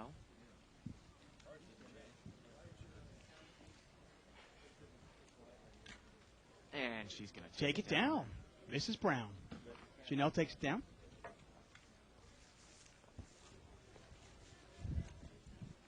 Button moves over there to seat number 9. And that is David. And don't forget to miss us tomorrow night. Don't forget to catch us tomorrow night. Yeah, please don't miss us. Tomorrow night's our whale night. 25, 50 blinds, $3,000 minimum buy-in, no maximum. We usually get somewhere upwards of $100,000 on the table. That's right, $100,000 tomorrow night. We like to keep the show interactive, so I'm going to pose a question here. Help me with my trip in Chicago in a moment. But we get a little big hand here. We got pocket kings over there for seat number 7. Now, Janelle's got king-jack suited. Is she going to call him a big blind? You imagine she probably is. Well, pocket 8's here for the cutoff, Raymond. So Pete's probably going to raise. Now, if you're Raymond here, some players like to re-raise this. I'm probably more of a smooth caller type player here, unless I really know the player. Well, he's made it a small enough raise where you actually can call here to try to hit a set, Dave. Definitely. Yeah. And I got to tell you, if you're Janelle, you can call, but you got to be aware of what you're looking for. You're not necessarily looking for a king or a jack. You're looking for a straight. You're looking for a flush. You're looking for 2 pair or trips. 2 chips more here. She's already in the big blind for $10. Why not? She's getting about 4 to 1 on her money. So here we go. It's about a $45 pot, 3 ways. Pete, the pre-flop raiser with kings. Well, now is Raymond going to get in trouble here? He's got an overpair to the board. Well, Janelle looks like she's going to fire at it, though. That's interesting. No, she's going to check. Wise check, obviously. And Pete looks like he's going to put some money in the pot. This is sometimes kind of a tough decision to make in this game if you have an overpair like this, too, because even if you move in here with 8s, the guy is almost committed. He could have a higher pocket pair. This is, one where you might definitely your players. It really puts you in a difficult spot. Puts you in a difficult spot in any game. I mean, if you're deep in a deep game, I think You could raise, you could call once. It depends on the player you're in position. Now, this game's a little bit difficult to manipulate because the guy only has another 100 left. Oftentimes, depending on how deep I am, oftentimes I might raise this one time, almost to keep the pot small, believe it or not. Turn is a 9. And that doesn't look like it should help anybody. What's his name? You know, him. Now, the issue here for Pete, though, is could this guy be sandbagging a 4? And he's going to bet here Yeah, again. but you know what? If he's got a 4, all the power to me. I got kings in a restricted buying game. Pete's only got $50 left. Oh, no, I understand. The guy could show me a 4, and I'm still going to give my money to him. Come on. Well, this might be one of those cases where if I have kings and I'm committed to this hand, maybe I check the turn, try to get a bet out of a 6, and check raise the guy in. Yeah, maybe. You know? Nice laydown by Raymond, though. Really nice laydown. Look at that. The river's an 8 here. Wow. River would have filled him up. It's still a nice laydown. Obviously, can't look at the results. So let me throw this question out there. Go ahead. At people. And again, help me out and email us at liveatthebike.com. So I want deep dish pizza. Tell me the best places to get that. What other type of food do I want to get in Chicago that might not necessarily get the press? And are there any microbrews that I need to try, or maybe go? I'd actually like to go to a brew house, Steve. Like a restaurant that is a kind of a brew How long? house. You're only going to be there like 2 nights. 3 days. And I am going there with people that live there, but Right. I mean, I'm assuming though it's Mother's Day. Aren't you going to spend like 2 nights with your parents? It's Your just mom? my mom. Just your mom? Yeah, just my mom and her old friends from college. And her Okay, you're family. going to be spending some time with your mom, obviously. Yeah, no. Okay. I'm spending all the time with my mom. My mom can't go to a brew house and eat like a Chicago hot dog and drink some microbrew beer. Oh, you're going to go to a brew house that allows women. Brew houses don't allow women? I thought maybe you were going to go to those men's only places. A brew house? I don't Are we know. speaking the same language here? Are you guys lost with me too here, or is it just me? Isaac? I didn't say Asian massage parlor. You're going to bring your mom to an Asian massage parlor? Wow. Jeez. Seat 6 here is That would be great. Hey, if you know a good Asian massage parlor in Chicago, please email us with that too. That'd be great. Seat 6 raised with Queen 9, and he got 19 callers. 3 callers. Well, Janelle's got 2 pair. Yeah, top 2, and she checks it from up front. And is Daniel, who called with 7 deuce of clubs, going to fire out into 3 people? A lot of the players in this game love to do that. You've seen it a lot, where players in early position like to fire with nothing into everybody. And Rob here, he's got second pair, but I mean, obviously it's speculative to raise with Queen 9, and then you hit that flop, and I don't know if you can continue on here. I mean, I'm only wondering, if I'm Daniel there, I got 7 deuce. I'm always for firing He into makes the it pot. 90, and his wife is going to have to go up against him here because she's got top 2. She can't lay this down. No, that's what I'm saying. A bet and a raise, she's going to have to check raise all in here, right, with King Queen? I mean, you really wonder what these... I mean, I guess it's a home game, so they know each other. But you wonder, what is Daniel betting into with? 7 deuce of clubs. You're betting with She's no moved all pair, no draw, and good for Janelle. You know, she set this trap. She checked it once. Lets 2 players put all their money in and almost drawing dead. Well, Rob has to call with Queen 9. I think it's like $5 more here, Dave. She might not even have anything left. It's another... It's How much another is $15 more into about a $200 pot. $25 more into a $200 pot. So he's getting 8 to 1 on his money. Now, actually, if he knows what she has, he does not have the odds to call. He can actually safely throw it away. I mean, he needs running 9s. Yeah. Or I guess running kings. straight cards. Running kings too, right? Would tie, right? No, excuse me, no, it wouldn't. I'm sorry. She would have a king. Yeah, running 9s or running straight cards. Yeah, tie, she needs right? like a jack and a 10. Yeah, jack and a 10 specifically, or running 9s. And that's it. Oh, there's That's an it. ace. Drawing dead. Yep, and that's it. River's a 9. Oh, wow. And there goes Janelle. Nice, well played there. Nothing like checking and getting a guy with 7 deuce to put his money in the pot and a guy with Queen 9 to raise him. Your husband. Well, hey, I mean, let's give Pete, give Rob the, no, at least he did read Daniel correctly. He thought Daniel was bluffing. He raised Daniel with only second pair 9 kicker, and he was right. He just didn't know that his wife was kind of waiting in the wings, waiting in the bushes with 2 pair. Got an email from Jared Pondelick. Pondelick? Pondelick? Jared Pondelick? Get to that in a second. Button moves over here to seat 2, Janelle. Derek really dominated. And Pete is limped in here with ace jack. Hey, keep all your money over there. Will you, you know? Well, I figured I was gonna play that hand right there. I didn't care what happened. I figured that was the perfect spot to open up for raise because no one put me on the bluff that far into the check. When the king and the queen came up, I thought for sure something. And a complete here in the small blind. Yeah, we've got 4 ways, actually 3 ways, $15 pot to the flop. Queen, 8-5, rainbow. Everybody's missed. Ace Jack still in the lead. Now Pete has position, so you imagine he's going to put some money in the pot. He's pretty good about betting his continuation there. But once again, a lot of these players like to bet with nothing, and Eric's bet with nothing. Yep, he's bet Just with taking a ace shot at it. And it's always funny, and these guys are taking shots on the flop when they've really got no information. Oftentimes you'll see players all check around, and then the small blind fires into it thinking they've all missed.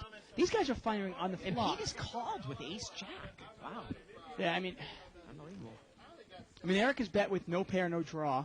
Turns Now to he's deuce. picked up a draw. He's got a club draw. And Pete is called with no pair, no draw. And Eric is going to bet again. Once again, we always say if you think your opponent is bluffing, you should be raising, not calling. Well, maybe Pete's going to raise him here, Dave. I mean, unless you have a made hand. I mean, let's say guy has let's say you've got ace queen. It's not a scary board. You think your opponent's bluffing. Well, hey, let him bluff into you. But in this case, you've only got ace jack high. Now, what's the type of flop that maybe Pete would have just called? Would he slow play a set here? I mean, he could have limped in with pocket fives. Just called you with pocket fives, right? No, we wanted to keep them. They're unlucky to. Yeah, very unlucky. We wanted to keep them. I've been brutalized at this table. Look at your bill. I don't know quite really what he's thinking about. I mean, this is really just raise or fold, right? I mean, you can't really call this. Now, Pete's way ahead, but you can't really call when you've let your opponent take the betting lead and continue the betting lead. Eric takes down, and the river would have been a 5, and Pete would have been good with ace jack high. So this email here from Jared. Okay. And I have to, before I read this email, I can't agree with you more about blind stealing in a no-limit game. Well, I mean, it depends also how big the blinds are. Right. Well, he says, Dear Dave and Bart, I disagree with you. What you said about not stealing blinds in a 3-5 game. I think it really depends on what the table's like. If the blinds will let you run over them, I'll raise them every chance I get since I know I'll make a profit. So in certain situations, you're definitely worth stealing. Out of curiosity, what do you think about stealing the blinds in limit poker? Sincerely, Jared. I think where Jared has kind of gone wrong is that in limit poker, yes, it is definitely worth it to steal the blinds, but you're only risking double the amount of the limit to steal the blind. In Right. no limit, I mean, you got 3-5, you're going to risk 20 usually, or 25 is a standard raise to steal $8. And not It's even 8. just Remember, not the worth casino's it. going to get $1. Remember, So you're if you stealing see 7. flop, yeah. Now, we're going to say it's limped around 3-way. Actually, more than that. It looks like 5 ways. Queen Jack Deuce here. Well, John's got queen jack. He's got top 2, and he checks it. And it checks around, and now he's got a filled full up. house. And nobody's got anything else. Now, at some point, you have to build the pot up, A little bit. win some money. And nobody's got anything here, though. He's going to bet 10.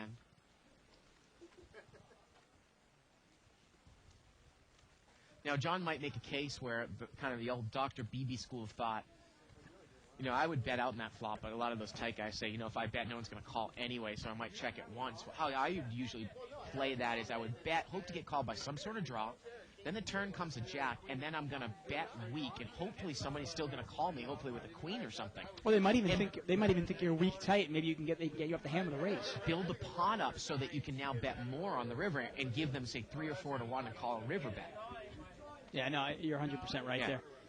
I mean, there are times to slow play, but they're few and far between. Now, the one thing with Jared, he says, now, obviously, hey, if you know that your opponents aren't going to call you, yeah, you can raise. But if the only thing you're looking for is to steal the blinds, you're risking $20 to win 7. Right. There's got to be another advantage to doing that. There's got to be something else beneficiary that benefits you. 7-way action here. Limped around. Ace, Jack, 5, rainbow. Couple of aces, couple of ace rags here. Janelle and Rob, ace 4 and ace deuce. And Pete here is going to lead out with queen jack. David calls the gut shot wheel draw to the deuce. I think everyone's going to call. See, 1 calls with king queen gut shot to the 10. Janelle calls with ace deuce. And the best hand right now is Rob and Janelle. Both have aces. Neither kicker will play. Now, why does it say Dave is a favorite here, Dave? I'm confused. Oh, because ace deuce and ace four will chop. That's Right, why. exactly. Yeah. Turns 7 and ace deuce. It's and ace unlikely that one of those hands would actually win. Right. And right now you're going to see when the 7 comes up, they're actually going to be, you can see now Janelle's 52% because the ace 4 is folded. Yeah, the ace four folded there. Pete has bet 25 here with queen jack. And Pete's come out and fired here both times. And David isn't going to call again. And I got to tell you, if you're Janelle, David picked up a double gutter now to the 6 and the deuce. I got to tell you, if you're Janelle here, I'm in raise fold situation here. If you think you're good, I think you need to raise and get a lot of those draws out. If you don't think you're good, throw it away, and I have no problem with lay down whatsoever. Problem. And the river here is a 6, and David backed into the double gutter. Yeah. And Pete moves all in here with queen jack, and David calls with 3-4. And I got to tell you, Pete made a little bit of a mistake there, and he's laughing and everything, and obviously they're having a good time, and it's no problem. But you got to realize he's betting queen jack there, and he's moving all in. At that point, with that size of the pot, does he really think he can get a better hand off? I mean, do you think an ace is going to fold at that point? I mean, he's betting $80 into about a $150 pot. So now the pot's $240, $80 to call. You're giving your opponent 3-1. What is your opponent going to fold? Right. Or what is he going to call you with? Can he call you with a worse hand than yours?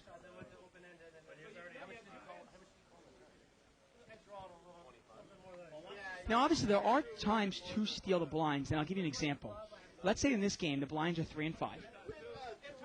You're on the button, and you get limp, limp, limp, limp, okay? And now you have 4 limpers. Now suddenly you've got $27 in the pot. Sure, go ahead. Throw $30 in there. Why not? It's a great time to steal. Or how about somebody straddles the pot, and now there's 3, 5, and 10. You get 1 caller, and now you try to steal it. Well, now suddenly there's $27 in there also. But I'm not going to usually just try to steal the blinds. I almost would rather the blinds call me, and then I can win a bigger pot. He's limped around here. 3 ways.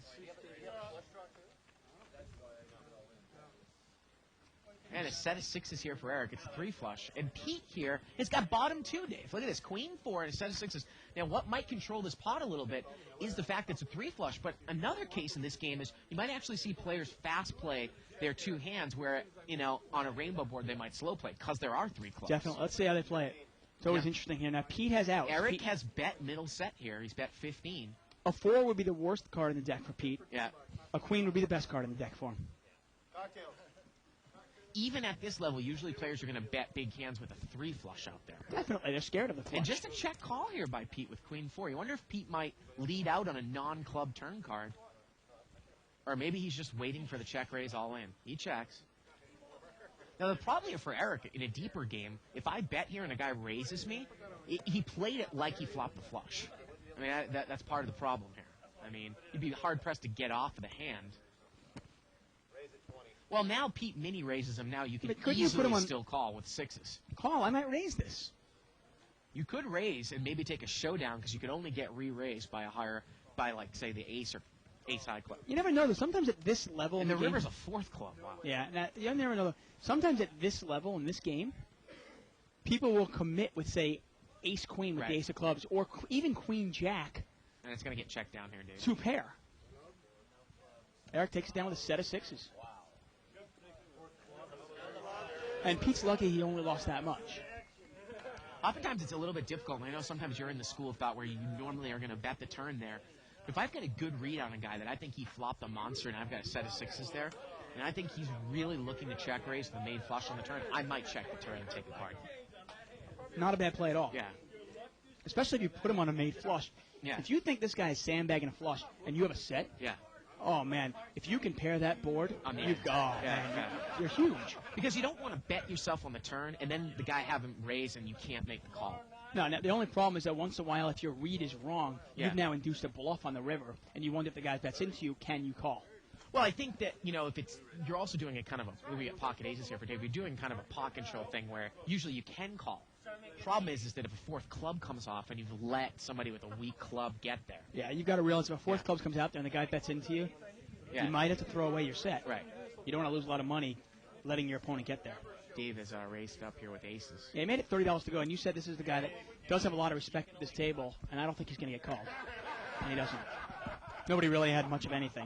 You know, it's funny, a couple people said Pizzeria Uno, and I never really think about that, but that's the original Pizzeria Uno. Pizzeria Uno is a chain, but that is apparently a really good deep I guess dish the original pizza. one? The original one. in Chicago. Okay.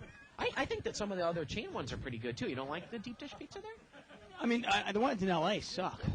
I don't, do they even have ones in LA? They have I mean, one on East Coast. They have one in La Cienega, actually. They have one in Culver City? Venice? But all pizza. I mean, pizza in L.A. is not good. Well, deep dish pizza is just different. I mean, it's pizza, but I don't really consider it pizza in the Italian sense of it. No, It's no, different definitely, food. obviously. Gotta You rate- like the deep dish pizza? I actually love that really like paper thin pizza. I like them both. I think I Okay. look at them as two different foods. Oh, totally. I mean, it's not the same. It's like comparing apples and oranges.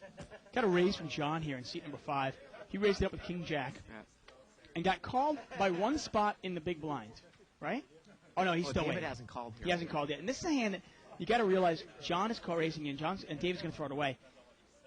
A hand like Queen 4 offsuit, heads up against a razor, out of position, has no value. No point in defending your blind there. It's only $5. Throw it away. Yep.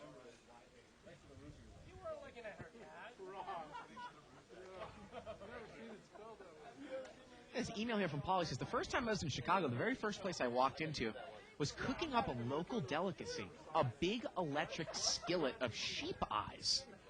You'll have to check around for them. I got to tell you, I'm a sucker for that type of local food. I'll eat anything. Yeah, this guy says he didn't have the nerve to try them Yeah, even yeah. after 3 beers, and I know you will. Oh, I will eat. I had horse, and when Will I you was in bring me home? Switzerland, I don't want a horse, but I'll definitely try a sheep eye. I Oh, would, yeah, I want the whole would retina try and everything. Any local. Well, you know, Chicago's actually got the second largest Polish population in the world behind Warsaw. You know that? I don't know if that's a Polish not food know or what. that. Yeah, it's huge. Got a raise here out of seat number 6, I believe, right? Seat No, 7, seat actually. 7 actually raised it up with 8-9 offsuit. After Rob had limped in.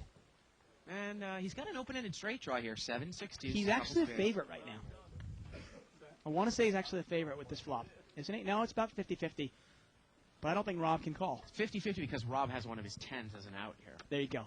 Remember, usually no pair against no pair with the draw is ahead, unless the other guy Slightly with no ahead, pair right. has some of the outs. I mean, this is pretty much a coin flip, but in this case, Pete's got position. Right. You bet. Pete's gonna win it. And he takes it down. And the turn would have been a... Brian didn't want to show us. I told you, the only thing that I'm not going to get into this discussion again, but the only thing I've ever not eaten as local delicacy is worm cheese. That Worm was cheese? too much for me. You know, it's Yeah. funny. I after our episode, after Yeah. our worm cheese, Italian cheese episode, Actually, I think it's a Greek thing. No, wait a minute. No, it it's is Italian. Italian. You're right. Yeah. I went home and talked to my wife about it because Yeah. she's always into that kind of exotic, weird Yeah. things. And she told me she knew exactly what I was talking about, and she said there's no way she'd even try it. Yeah, and No chance. she tries a lot of food. Oh, we eat all Yeah. kinds of weird stuff. Yeah. No chance. I'm sorry. Like I said, I would try insects, too. I would eat that stuff. Oh, definitely. Like, Yeah. well, have you ever had like a fried grasshopper? No. That's but actually I would try it, though. chocolate covered grasshopper. I mean, something like that. That's great. I would definitely try that. I don't know where you get it from, though. Rob is going to raise here with ace-6 offsuit. He's going to make it 20. You know, maybe for the next holiday, we'll eat like, we'll have to eat like weird food. Yeah. Every time it comes up like all diamonds or something. I don't know where you can get that stuff around here from. We'll make it like Fear Factor. Just a call here by Janelle with ace-king of diamonds, and Daniel is going to call as well. Well, the king comes off or an ace comes off. Janelle's got him dead to wet, and look at that flop. It's actually not a great flop for her in the sense that And she checked the top two. Now, as Rob, he was the pre-flop raiser with ace-6. You got to think he's going to lead out here. Husband against wife again. look at this. I got to tell you, Rob is getting his ass beat by his wife. Getting his ass handed to him by his wife. Seriously. Well, keep the money in the family, I guess, right? He bets 35. Let's see how she's going to play it. There are 2 hearts out here. She's just going to call. Would you? That's what I was going to say. Would you ever just call this and then bet the turn no matter what? Well, Daniel can't overcall here with the middle pair, can he? Yeah. Well, the funny thing is, if Daniel thinks that Rob is bluffing and thinks that Janelle is just calling with a draw, I know I'm reaching here, but hey. Manufacturing. Well, hey, don't we as poker players, we always think of what hand can I beat, and that's the hand we put our opponent on? The turn's a 3. Changes nothing. I think that they might check it down in the family here. What? No. She's gonna bet the river. She's all in on the river. Check on the turn and all in on the river. See, that's what you do, okay? I was going to say, there's no slow playing. Yeah. She's going to give it to him. There's no soft playing in poker. There we go. Now what do you do, Rob? Maybe she missed her heart draw. I mean, hey, would Janelle try to bluff a heart draw like this? I mean, she certainly put all her chips in pretty confidently, though, didn't she? Yeah. Didn't look like she was bluffing. There isn't a whole lot that Rob can beat here. He can only beat a bluff. Now, I got to tell you, what's the best heart card she can have, actually, is Jack 10 of hearts. Right, Jack 10. That's the one you love. Yeah. You missed your heart draw, but you backed into your straight draw. And what did she say? Did she say, call me? He can only beat missed hearts. That's it. And he shows the ace and he folds. Yeah. Oh, that would be good. And this is one of those times where she probably would have made more money had she bet right out. Yeah. Now, she chose to check call and try to play it a little tricky. And we see oftentimes that does not get the most money in the pot. If she had bet out $30, she might get called in seat number 3 and raised by Rob. And then she can re-raise or call and play it differently. But she gets the most money in the pot that way. She kind of let her husband off the hook and probably let Daniel off the hook as well. I mean, you got to think also she's smooth called with the ace-king. Nobody's going to put her on that big a hand. Good lay down by Rob. Limp in here by seat 6. And the button limps in. All the emails come pouring in for suggestions. Keeps getting this Goose Island Brewery on Clark. There you go. Near Wrigley. 4-way action here. Ace 3-5. You did say you were going to a game, right? Yeah, Sunday afternoon. I think Daniel's got the best hand with Queen 3. And Janelle is going to bet 10 here with a gut shot to the 4. Daniel calls with a pair of 3s. Turns 10. And the one problem with check raising often with your big hands is when you bet out your other hands, nobody really takes you seriously. Exactly. Now she checks the turn. He bets with a 3 and she folds. Exactly. Remember, you can pick up on these patterns relatively easy, right? Who are they playing on Sunday? The Padres. I hear that you hear Kerry Wood is finally coming back. Yes. Are you a Chicago Cubs fan? No. Oh, you don't care. I mean, I would like to go to a... I mean, obviously I've got a special place in my heart for Fenway, but Wrigley is almost as old. Oh, yeah. You know? If not older. I think Comiskey was older than Fenway, of course. That's no longer around. Got an email here from Paul. It says, hey, guys, one thing you really notice about this game and yesterday's games is the physical tells some of these players have. Tonight's example, when seat 3 had pocket aces versus seat 4 pocket queens, seat 3 could not stop fidgeting. Also, Bart is the man. The Asian waitress is smoking hot. There you go. We're heads up here. 9s against King Queen. Ace 10 8 here. Well, if Pete shows aggression there, well, he's not going to have a chance to because Rob's going to put all his money in the pot. Well, looks like Rob was the pre-flop raiser, right? 40. He bets. He bets 40 here. And he saved himself about $15. Now, if he gets raised, is he going to throw it away? I mean, if Pete moves all in, what do you do?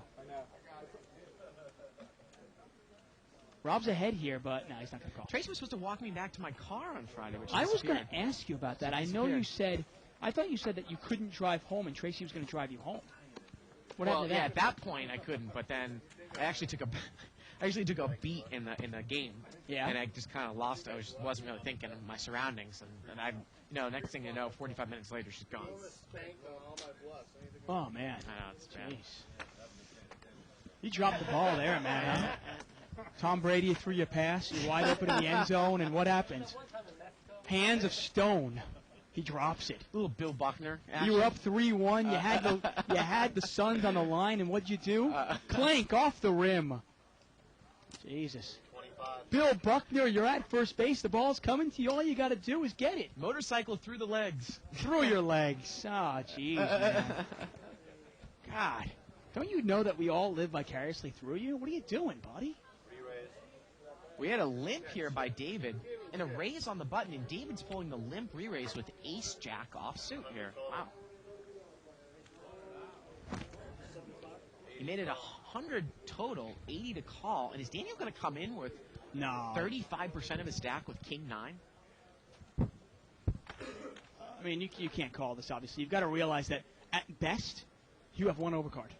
I mean, right now, what do you put David on? David's probably got to have something like, what, ace-king, queens, jacks, tens. Could have kings or aces.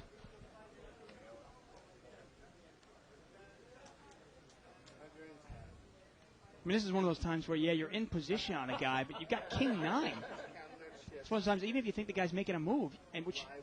The funny thing is, you'd almost think David is making a move with ace-jack. Oh, my God, Daniel's going to call this. Yeah. And that is a really loose call. King 9 offsuit. I mean, I don't like calling hands. I don't like calling raises with a hand where I don't know what I'm rooting for. If you're Daniel here, what do you want to hit?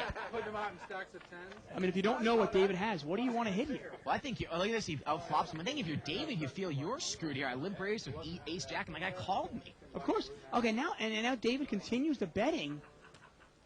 And he bets 100, half the size of the pot. If you're Daniel, though, I mean, do you even like your king here? Well, he moves in, and I don't think David can call here. I mean, luckily for Daniel, David didn't have aces or ace-king. Or kings. Yeah. I mean, it's crazy. That's one of the reasons I don't like calling with king 9. Now, Daniel won this pot, and you wonder if that's going to kind of keep it going. You know, he's going to keep making this mistake. But calling with a hand like that, you just no idea where you're at. I mean, unless I flop 2 pair or better, I don't even like my hand. Even if you flop a straight, even if it comes out 10 jack queen, think of the hands you can lose to. Ace king. Might your opponent have ace king? Exactly. Email here from Mark Stalcup. He says, Bart, I see from your MySpace page that you're also a fan of the show Iron Chef, which I am. You're telling me you'd eat all those crazy exotic foods? Yeah, I would. You know, one of the other shows I really like on the Food Network, and I forget the guy's name. It's Mark I can't remember the guy's Somebody name. will help you out there. He ate, somebody will help him. He ate Cobra Heart in Vietnam. I just watched him on a show. He ate who? A Cobra Heart. He goes all around the world and he travels around. He's a chef. And he was in Sweden. And he was eating seal eyes and seal meat. And that is stuff that I would eat, though. No, see, I got to tell you, Seal eyes is supposed to I be have no delicacy. problem eating food, Yeah. but seals, I'm not going to eat a seal. I like seals. I'm sorry, that's just not right. You can't eat a seal, man. Okay. They're so cute. You can't eat a seal. Oh man, now I got Isaac saying that he's going to eat little baby seals. I can't remember the guy's name now. Oh man, seals? Aren't seals like endangered?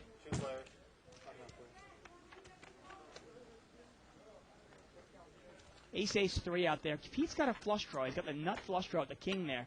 If he shows a little bit of aggressiveness here, and he puts money in the pot, he'll probably win it. David's got nothing. And David throws it away. Are seals endangered or not? I don't think so. They're not anymore? No. Like I said, I would be the only thing that I have ever heard of that I wouldn't eat would be that worm cheese. Let's take a look at the chip count here. Yeah, we got $2,600 on the table. Daniel's got the table covered with $600. Janelle up to $400. Nice showing by her. Eric to $310. Rob, Janelle's husband, only has $100. He's bringing up the rear. Let's see how they're doing. Shazam. There it is. Janelle, big winner tonight. Daniel, big winner. Both up $200. Nice turnaround by Daniel. I mean, he lost right away. He was down 200. Now he's up 200. Raymond also a winner. Our big losers of the night so far are Pete and Rob, each down more than 200. And we'll keep track of this for the next hour and a half. I guess, hey, you know what? I guess it's double standard because I have no problem eating almost anything else. Right. I mean, But for that's whatever how they reason, eat in the Arctic areas. I know. For whatever reason, though, the seals just seem so darn cute. C3 here is going to raise. Oh, no. And we're going to see three-way action here. Oh, set of queens here, and we might see some fireworks. Oh, actually, no. For a second, I thought there was a king, jack of diamonds out there, but I'm incorrect. Daniel with queens, 2 diamonds out there. Nobody's got a diamond, though. And Daniel slow plays it, and let's see what comes. Turn actually is a second heart. Daniel has a full house here, Dave. He did flop a set of queens. Yep, absolutely nothing can beat him now. And now he's going to bet 15. And a call here. No, Oh, nobody no called. call. I Nobody thought called. someone said call. No, he slow played it on the flop, hoping somebody can catch up. And the problem he's got to realize, though, is it's a queen 3-4 board, 2 diamonds out there. What are you really looking to catch on the turn on the river? I guess if an ace or a king come off and it's not a diamond, you might trap somebody. But what do you do if, say, the 6 of diamonds falls and you take some heat with your set of queens? Man, I can't remember the skinny guy's name on the Food Network. It's really bothering me. I went to the website and I can't find it. You know what I made the other day, actually? Oh, live squid is great. Isaac's talking about live squid. I love squid. I'll eat that all day. I know. They were supposed to fall out, but they didn't. So. A couple of limps around here. Live squid is like, it's kind of an Asian delicacy. You Yeah. dip it in a bunch of hot sauce and you jam it in your mouth. You twirl it around. So they say it's actually dangerous. Yeah, because the suckers can catch on your throat Yeah. when you swallow. 5-way action here. Yeah, $25 pot, 9-5 deuce rainbow. John's got the best hand here with queen 9. And he's in the cutoff seat, so if it checks around to him, he'll bet, I'm sure. But seat number 7, Pete is going to bet. He's going to bet with 10 deuce, bottom pair. And Janelle is just going to call here with ace 5. And it goes around to Pete, and he's going to raise. I'm sorry, it goes around to John, and he is going to raise with top pair. He's going to make it 30 to go. Kind of a little minimum raise, almost like a limit hold'em. And Pete's going to toss in the $15. See if maybe he can catch 2 pair, and so is Janelle. Now let's see what the turn brings us. Turn is 7. Yeah, 7. Doesn't change anything. Actually strengthens John Hamm. John now has a flush draw as well. And if you're John, you can really push here, and he is. Pot is about $110. He's going to bet, and he takes it down. Anyway, you know what I actually tried recently, and it was absolutely delicious, was on my barbecue, I had a beer can chicken. Yeah. You Stuck a actually told me beer that. right up the chicken's ass. It was great, I tell you. You know what I tried it, though, with? I tried it with Sapporo. Oh, really? Yeah. Kind of an Asian, Japanese. It was actually really good. So I'm looking through my little recipe book today, see what else I can have. And you can actually stick, you can put some sake. All you need is a can. You know, you clean the can out, and then you pour some sake in there. You can pour anything you want. Stick it up the beer's ass, the chicken's ass. I can't wait. There was another thing in Scandinavia that they do. They eat like a delicacy called rotten shark, where they bury a shark and let it rot, which is something I might not do either. I told you I don't like rotten food. So basically, like, you know, the animal decomposes and then you Yeah. eat it. Raise here by Janelle with Jack 9 of hearts, and Pete is called with King Queen, and Pete has hit top pair here. Yeah, this is heads up, about a $35 pot, $40 pot. Janelle's going to bet. I'm sure Pete's going to bet. I'm sorry, Janelle's going to check. Pete is going to bet. That's $25 in. Time for Janelle to check out, and she does. The guy's first name is Anthony. I remember it now. I think it's Anthony, I thought it was Mark. B. How did you mess No, that it's up? Anthony B, the guy on the Food Network, but I can't remember his last name. I can't find it on the website. But he does these shows where he travels around the world and eats Say for the cameras that he gave it to you. different foods. I took his ass. Yeah, it's Anthony B. And then Button moves over here to seat 8. Now we got a couple of Broadway cards out there. We got King Jack and seat 8 on the button. Janelle's got a King Jack as well. She's going to limp in an early position under the gun. Anthony Bourdain. There it is.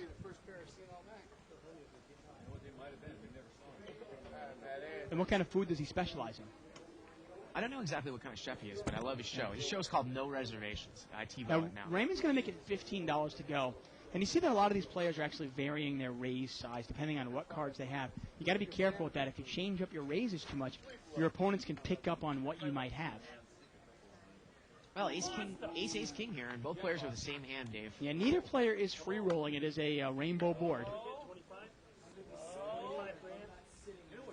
And Janelle's going to bet right into him, which pretty much says, I don't have an ace, right? I mean, if Janelle is betting into you there, what are the odds she has an ace? Well, she's probably going to check raise with an ace. Exactly. I think that's where you're going with that one, right? So I think you can probably deduce that she probably has a king here. And if you're Raymond, the smart play actually might be to smooth call this one time. And then maybe raise on and a then raise in future the straight. turn, Yeah. thinking, okay, well, I probably have the same hand as her. I'm going to do this and see if maybe I can get her off a king.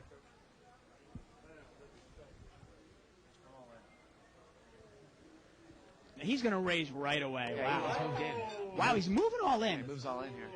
Man. Now, the funny thing is here is, can Janelle call you? Oh my gosh. I understand why I pushed. I don't understand why you called.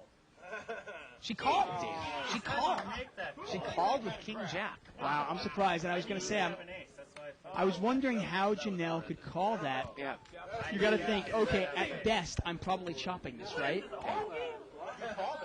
Rarely do you want to put that much money in thinking you might chop. I mean, what happens if your opponent raised with King Queen? The Queen actually plays. Remember, it's your best 5 cards, so both players have aces, kings, and a jack kicker. And you hear what she says there, and it's one thing we always like to say. Here she said, If he had an ace, he wouldn't have won all in. No way. which is why we love to. Right. We like to say it also. If you have a big hand More like deceptive. that, overbet it sometimes. Right. Your opponent will think there's no. Mo still thinks that. Right. Yeah. If I overbet a set, Mo goes, no, you want me to call you if you have a set. Right. Maybe you're the medium pair. You bet. And you're wondering, Mo's our no limit host. Pocket 10. Usually see him on Wednesday and Friday nights playing. Actually, Thursday nights too. Rob here has got pocket 6s and seat 6. Look at. I tell you, our mainstay Potato on 2+2, our Potato, Jay Siegel, he is just a wealth of information. Very helpful. 1914 Wrigley Field Open, 1912 Fenway Park. Fenway Park's much older. Right. Limped around, or it was limped around, and the button is raised with ace-8. Now Rob just limped with 6s. Now I don't think he has enough money. I mean, No, he's got gotta move all in. He's got like. Now what is he getting? Now he's ahead, but what's he going to do? He's going to put all the money in? I thought maybe he'd do a little stop and go there. Maybe call and then just throw it all in the flop no matter what comes out. And David makes a $20 continuation bet, and a call here by Rob. Turns a 4. Well, geez, at this point, do you take a card here for David? He does. Yeah, Rob's only got about. The river is a king, but 6s are good here. Still. Yeah. I got to tell you, if I'm Rob, I put some money in the pot. Well, now David is going to bet. You put some money in the pot. You hope the guy calls with it. With an ace. Exactly. And now David has bet, and Rob is thinking about. He hasn't made the call yet. Rob's got to call this. Come on, the guy checked the turn. You really put him on a king? Would the guy bet pocket 7s, pocket 8s, pocket 9s? I mean, a good player would. Would you call this with 6s? I don't think I really would have played it in this manner, so it's Right, tough to say. you did put yourself in a tough spot. Well, a lot of guys aren't going to, an ace here on this type of board is one of those types of hands where normally a lot of people aren't going to bet there with an ace because they think it's good enough to add a showdown and shut down and win. Yeah. And Rob calls, and he's going to win himself a nice-sized pot there. Yep. Win himself about $175 pot. We got about a little over an hour left in the show. Again, tomorrow he's got the Camp Helmet hat on there. Again, tomorrow we've got $25.50 no limit hold'em with a $3,000 minimum buy-in. And I guess it's the ultimate weekend of poker.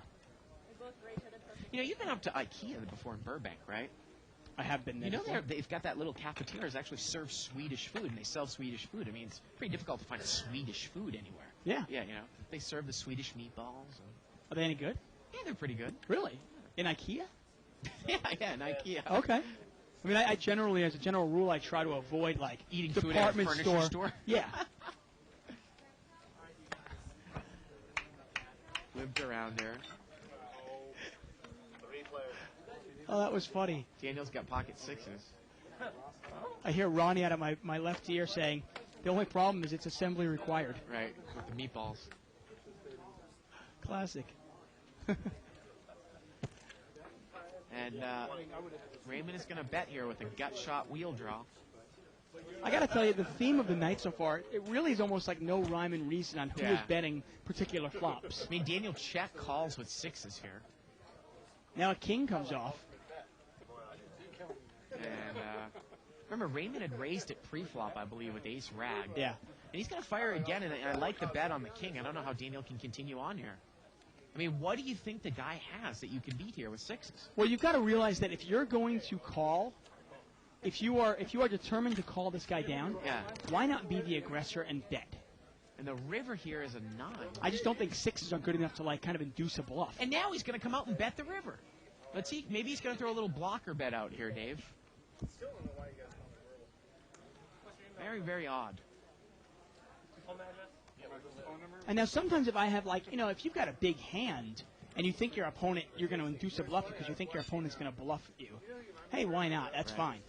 But with a hand as weak as 6s, you've got to be scared of any overcards. Well, he bets out there and he does not take it down. Yeah, Raymond does not call him. Daniel takes it down. That's why I couldn't find Anthony Bourdain, because it's on the Travel Channel. It's not on the Food Network. No Reservations is on the Travel Channel. Thank you, Jeff and Maine. I love that show. Oh, that show I've actually seen. Yeah, The No Reservations, I've seen that. That is a great show. TV bubbles. You know, he gets 10th or 11th. Button moves over here to seat number 2. One of my favorite episodes was went down to Rio de Janeiro in Brazil. And there are these guys, these young guys, they're kind of like young studs. They have this name for them in Portuguese. And all they do is basically like sit around at the beach, drink beers, eat fried food, kind of stay in shape and hit on women. And that's their life. And I thought my life was good. In Brazil, I mean, Brazilian women are really some of the best. I got to tell you, I mean, I really love my life. I've got a great job, got a good wife. But would I trade it all for that? I might have to. Limped around here 5 ways. King 5 deuce there, a couple of hearts. Deuce here. Nice flop for Eric, huh? Top pair, flush draw. Eric's going to bet it. And is Janelle going to get involved? She's got the ace of hearts with the deuce of diamonds. Got a pair with the ace of hearts. Kind of backdoor draw here. She makes the call. And the turn is the deuce. Well, she could have caught an ace, obviously. And she's actually now she's way ahead. Look at that. And she checks it, of course. Well, Eric is she's actually on the button. She's on the button, okay. And I think she needs to do a little mini raise here, build herself a pot. She just doesn't. calls, and the river's a 7. Well, Eric, now if Eric bets here and she raises, he bets 20. I think this is clear time to make it at least, say, a $60 raise. And she raises. But again, though, I mean, regardless, I don't know if Eric is. Well, is she just mini? Oh, she's going to raise it 40 more. Again, like you said, the better way to play it is to raise the turn. He's not going anywhere with the flush draw. Then you can actually bet more on the river and get a call. Exactly. I mean, she almost played it like I don't even know if he's going to call the river. Like there's no danger of her losing the pot. I mean, obviously he could have caught a king. He could have caught any heart. I mean, if you played king 10 of hearts against what you've seen from her tonight, how can you call this river? Of course, there's nothing you can beat. Yeah. There's absolutely nothing you can beat. Now, obviously, Janelle's going to win this pot. And look at this. And he folds, and she does not win any money. And you've got to realize, now, he bets 20 on the turn. If she makes it 50 to go, he's going to call that 50. Now, suddenly, the pot is bigger. And when he checks 2 on the river and you bet 75 into, say, a $200 pot, now he might feel like he has to fight for it. Right. And he might even call you. You leave a little money on the table there. And he had outs to win that hand. If you want to win a big pot, sometimes you've got to build it yourself.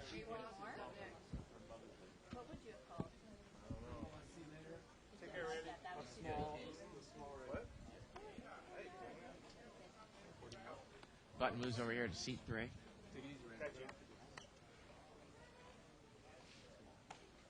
Ace king here for Janelle in seat 2.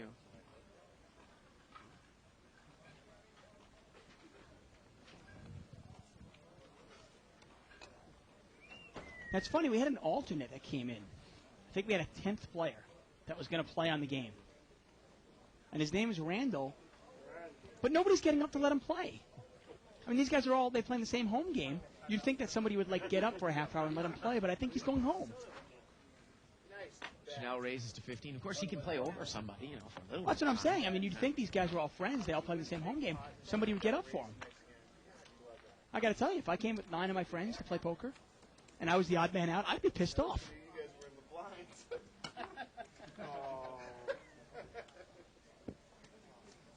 So we actually had 2. We had 2 alternates. We had another guy, what's his name, K. Ross?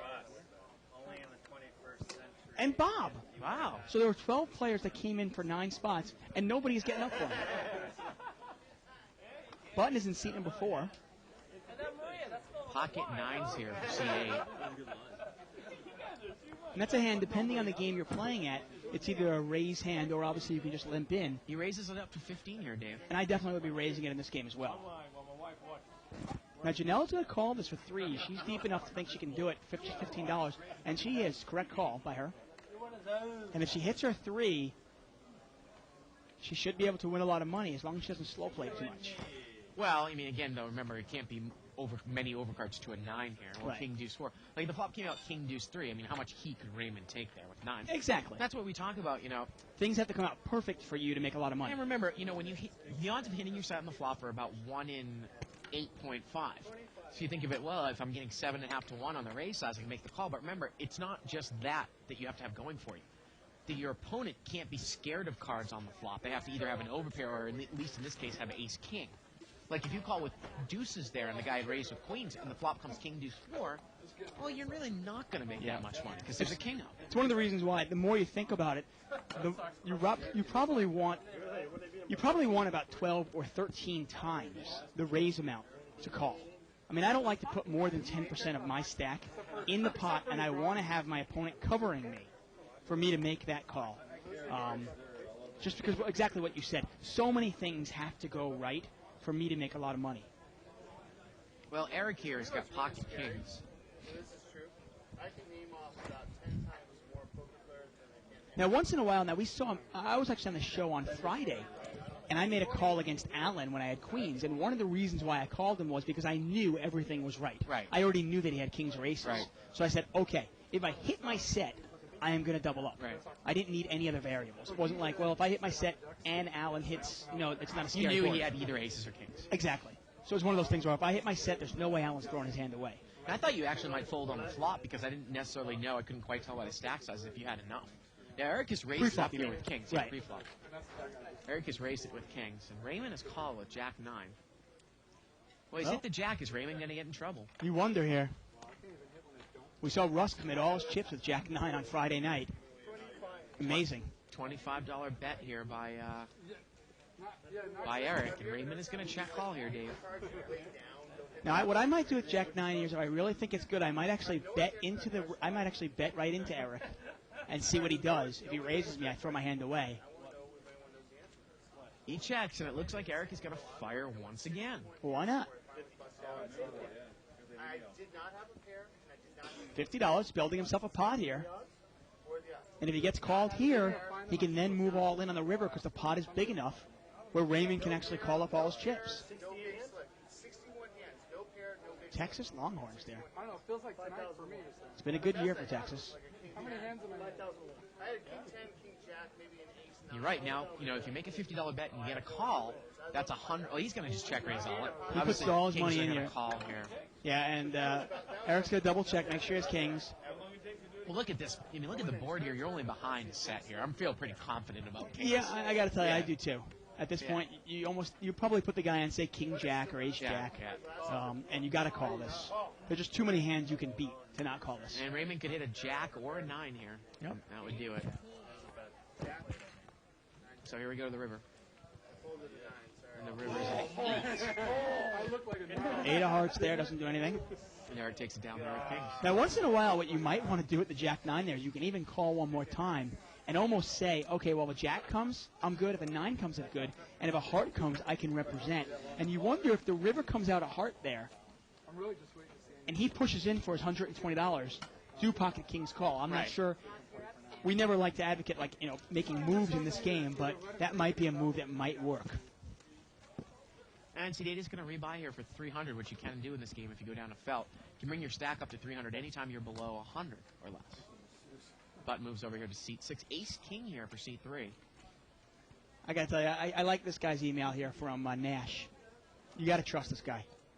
You have to. Take it from a fat man who lived in Chicago all his life. And he said the very best deep dish pizza is at Lou Malnati's. Malnati's. Trust me, you will not be disappointed. You always have to trust a fat man. You never want to eat from a thin chef. Okay? Some little skinny guy tells you where the best pizza is. Yeah, whatever. Janelle's raised here with pocket 9s, and Daniel is just smooth called here with ace king. Against her raise, I like that call as opposed to pushing there. And look at Raymond. He's in there with 8-4, Dave. Wow, what a flop. Oh, look at man, this. look at this. And Janelle is probably going to slow play it. And Oh, man. I don't think any money is going in here on the flop. I don't think. And no money goes in on the flop. It's classic. Turn is a deuce. I tell you, if Janelle doesn't double up here, And she checked again. If Janelle leaves money on the table here, and he bets 20. and what's she going to do? Smooth call, and then they get 40 on the river, and then he'll raise, and she'll call. I mean, what is she going to do here? She's got to raise right now. I mean, you got to raise here. Oh, wow, she calls. She's got just calls And here. what's going to happen on the river here? She's going to lose. And the river is an ace, and Daniel backs into the best hand. It would have went the same way. Yeah, but she's got to be scared now. She She's gotta, checks. She has to think there's a chance now. Daniel did raise, right? Yeah. And No, she's- she was the raiser. Oh, God. Oh, man. I mean, all the money would have gone in it. How did we know that no money was going into the flop? No And, money. and she check raises all in, and ace king calls. Oh. Oh, man. And it's, I'm the man. I'm Daniel. I'm the man. And Show it's- my bicep. and it's a bad beat for Janelle on the river there. I got to tell you, though, okay. Obviously, nothing we do is going to change what No, happens. nothing's That's gonna change. That's a bad beat. And no matter what happens, Janelle is going to lose all her money. Right. But she has to realize So it's not like she could have taken it so well. You've got to put money he in the bet pot. $20 on the river, right? Yeah. On Now the turn. she- On the turn. On the no, on the river. How much did he bet? He bet like 40. She checked it. I can't, Dave, she checked it to him on all three streets. She got so lucky that he had ace king there. He would have Well, checked. not that lucky. Yeah, but the thing is, no, I understand. But what I'm saying is that he could check behind a lot of hands on the river. I mean, Of course. not betting the river there is suicidal in terms of value. It's just, Well, you just wonder if let's say he had King Jack. Okay, I'm going to throw a hand at you. Let's Yeah. say he has King Jack. We got pocket jacks here for Robin. We'll get to this in a second. Yeah. Let's say he's got King Jack. Okay. Now she bets. I mean, now he. The hand plays it the same exact way, right? On the river, he bets 40. She moves all in, and he looks at the pot, and the pot's $100, and he goes, you know what? You must have something. I'm going to throw away my trip kings. Right. Because I would just assume she's got my trip kings beat, and I'd throw them away. You've got to build yourself a pot. well, how do you check the river there? What if he had bet with a 9 on the turn? Yeah, And then well- checks the river when an ace comes, which is another overcard, Dave. I don't necessarily mind her checking the flop, okay? Right. Although she was the pre-flop raiser. Yeah, I don't think she- understand why you lead I think forward. she bets right away. Yeah. He raises her right away or calls. Then she bets the turn. He raises her. All the money goes in. And the same thing happens anyway. But at least you get your money in there. Well, Rob is raised here with jacks. And again, you can't look at the result. The result would have been the same, but we're trying to teach people at these lower levels about how. I don't know how you don't bet there with 9s full on the river. We Because see- there's so many cards that he'll check behind. We see it every level. Now, I don't want to signal out Janelle because Yeah. let's look at it the same way. Seat number 3 played it slow too. He didn't really build the pot either. Jacks is raised here. This is a pretty bad flop for an overpair. Hey, look at Raymond's hand there. Raymond has flopped the straight. Now, Tucker's married, but you gotta worry about Yeah, he's flopped a straight here with He's 7 flopped the straight. Now we see the same mistakes though. We see the same mistakes at the big games. We see Dr. Beebe and players like that all the time. Slow playing these huge hands. They never build a pot for themselves, and they never make any money. Now in Janelle's case, I mean, what a bad beat on the river. The ace Yeah. kills her hand. Well, Rob bets 50 here. Now if Raymond would have raised right away here, nobody would believe him. Nobody would believe him. What if he had led right out into the board? Exactly. Yeah. Jacks would probably raise. Yeah. And Rob's in terrible shape here. And, oh, man, there can't be any cards that are going to kill you. Oh, does he make the mini race? Now, Janelle has actually come into the booth to watch it. It's Yeah. got to be a little painful for her because she's watching. Luckily, and her she wasn't husband, in here about 2 minutes ago when Now- we were reaming her for playing the 9s that way. and now Rob's got pocket jacks and Turn she is a queen, and that's has to want to go outside and tell her Yeah. husband, stop betting, go out, go away. Well, now he moves in. But now he moves in on a scare card, Dave. I mean, again, we don't mean to necessarily belittle these players because we see it all the time at this level. But there's so much value for betting your hand fast as opposed to slow playing. Raymond's really left Rob off the hook here. He does not have top pair now. But Rob's called. Rob's Rob's calling. called anyways. He's put him on a draw. He's Yeah. drawing dead, unfortunately. The river here is a 3. And Raymond's going to double through Rob, and poor Rob loses there. Yeah. He's going to go to felt with his jacks. Now I'm going to start throwing things out at Janelle here because she's in the booth, but we don't have another head. We don't have another head. Do you watch the show? Have you seen the show before? She says she watches a lot of poker on TV. Are you going to go back and watch tonight? Okay. Well, definitely go back and watch. And I think that was a really bad beat that you got there. It was just very, very unlucky. Brutal. The Obviously, flop no matter nine. how you played the hand, it's all going the to work money out was that going way. in. Yeah. Now, if you watch our show on a regular basis, you'll see that we normally advocate fast playing your hand rather than slow playing it because nobody will ever believe you. You know what I mean? Like, if you actually bet your pocket nines there right away, he's probably going to smooth call you, thinking he's slow playing, right? And And the fact of the matter was, both of you guys were kind of slow playing each other. And the thing that really upset me a little bit was there were so many hands that he's going to check behind when you check the river. I don't understand how you can't bet the river. And don't take it And personal. don't take it I'm just saying, there's so many things he's going to check behind you there, especially with an ace comes, which is another overcard. Yeah, most people don't like Bart. It's okay. Yeah. They like Dave less, actually. Yeah. We got a raise here by Ross in seat 2 with King 10 of clubs. Remember, any two cards, you can vote before the flop. That is Ross. You could be throwing away a vote.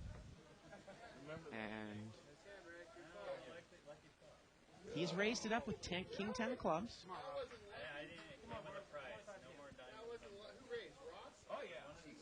Any two, baby. Any two. First hand at the table, under the gun. Rice is Ross is any two. So he made it 25 to go here. Button folds. Dave is going to fold here with deuce 9, I assume. And we are not going to see a flop. And that is the new player there. Ross has been waiting almost 2 hours to get in this game. Almost 3 hours. These guys got here at 6 o'clock.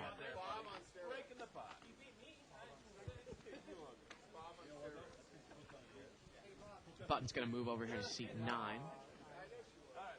Again, we've got a little over an hour left in the show. His type was raw. Oh, yeah, Bob's here. Nice flop. Block trips. Yeah, turn the boat. And, Janelle's husband's buying in for another, 300? Did you say? 200. Wow. That's playing good. That's playing good. The Button's going to move over here to seat 9.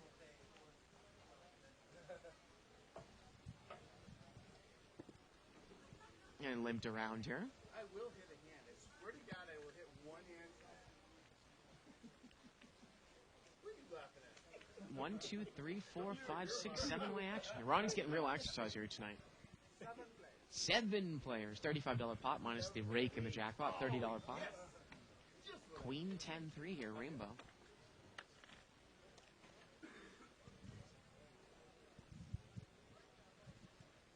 Runner, you can catch it. And does not look like anybody has top pair here. You don't want to have to dig in your wallet again, man. Hard to see exactly where the action is at. Rob is going to come out and bet here as a bluff. Which we've seen a lot of players do here tonight. Bet out into a field of 5, 6, or 7 with nothing. He's bet here with ace 5. And Pete here is open-ended. He's going to make the call with jack 9. He's got backdoor diamonds. Now Raymond has middle pair with a weak kicker. Is he going to overcall here? No, he's going to fold.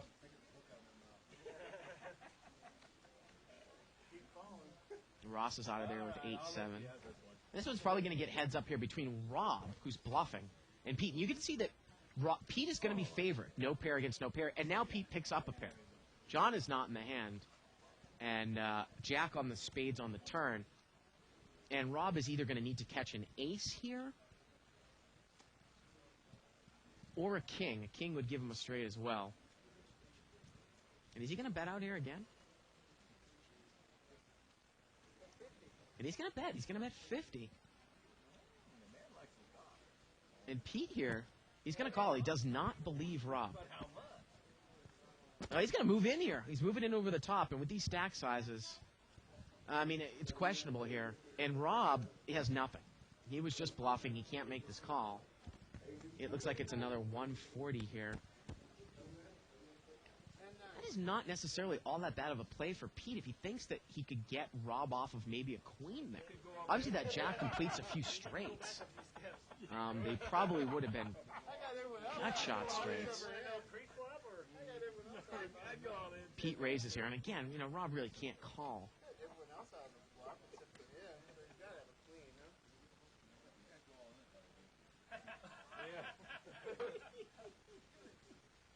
All they include scenes and L. All right. And Pete is going to take it down there with the jack 9. I'm acting like I know. That's not even on the delicious watch of that. Chicken Tender on 2+2 says, talking about how Janelle was going to leave money on the table. And Bart says, and what's going to happen here on the river? Ace hits. Tuck says she's going to lose. That was pretty fitting. I'm sorry for bluffing at the pot again. And the station rightly says underboats suck. Bet hard, and I have to agree there because obviously when you flop a bottoms full hand, your hand is vulnerable to somebody who's got trips because if they pair up their kicker, you lose. Now again, all the money's going in there. You cannot blame, necessarily how the players played that hand because Ace King is not going anywhere with these stack sizes. But again, we preach about building up a pot, continuation bet with raising and such. And Dave is back. I'm back. I was just talking to Janelle, who sat by my side. I was Yeah. telling her how you and I always preach. Right. If you want to win a big pot, you've got to build a big pot. Oftentimes, it's just too easy to get away from a pot if it's small. Right. And obviously, a lot of these players. And I'm glad you took the time to do that because I think that maybe someone walking in that's not familiar with our show might have felt like, oh, these guys we've been criticizing me the whole day. I'm glad you took the time to Well, you got to realize, obviously, explain that to her. sometimes we're critical of players, and sometimes, obviously, a lot of these players are either less experienced, they're beginners, especially to the cash game for them. You don't want to be too hard, but like Dave said that they actually came here as kind of a learning experience. They thought it would be fun, and so trying to give our 2 cents. Now Daniel's bet here with Queen Jack, and Pete has called him with the same hand here.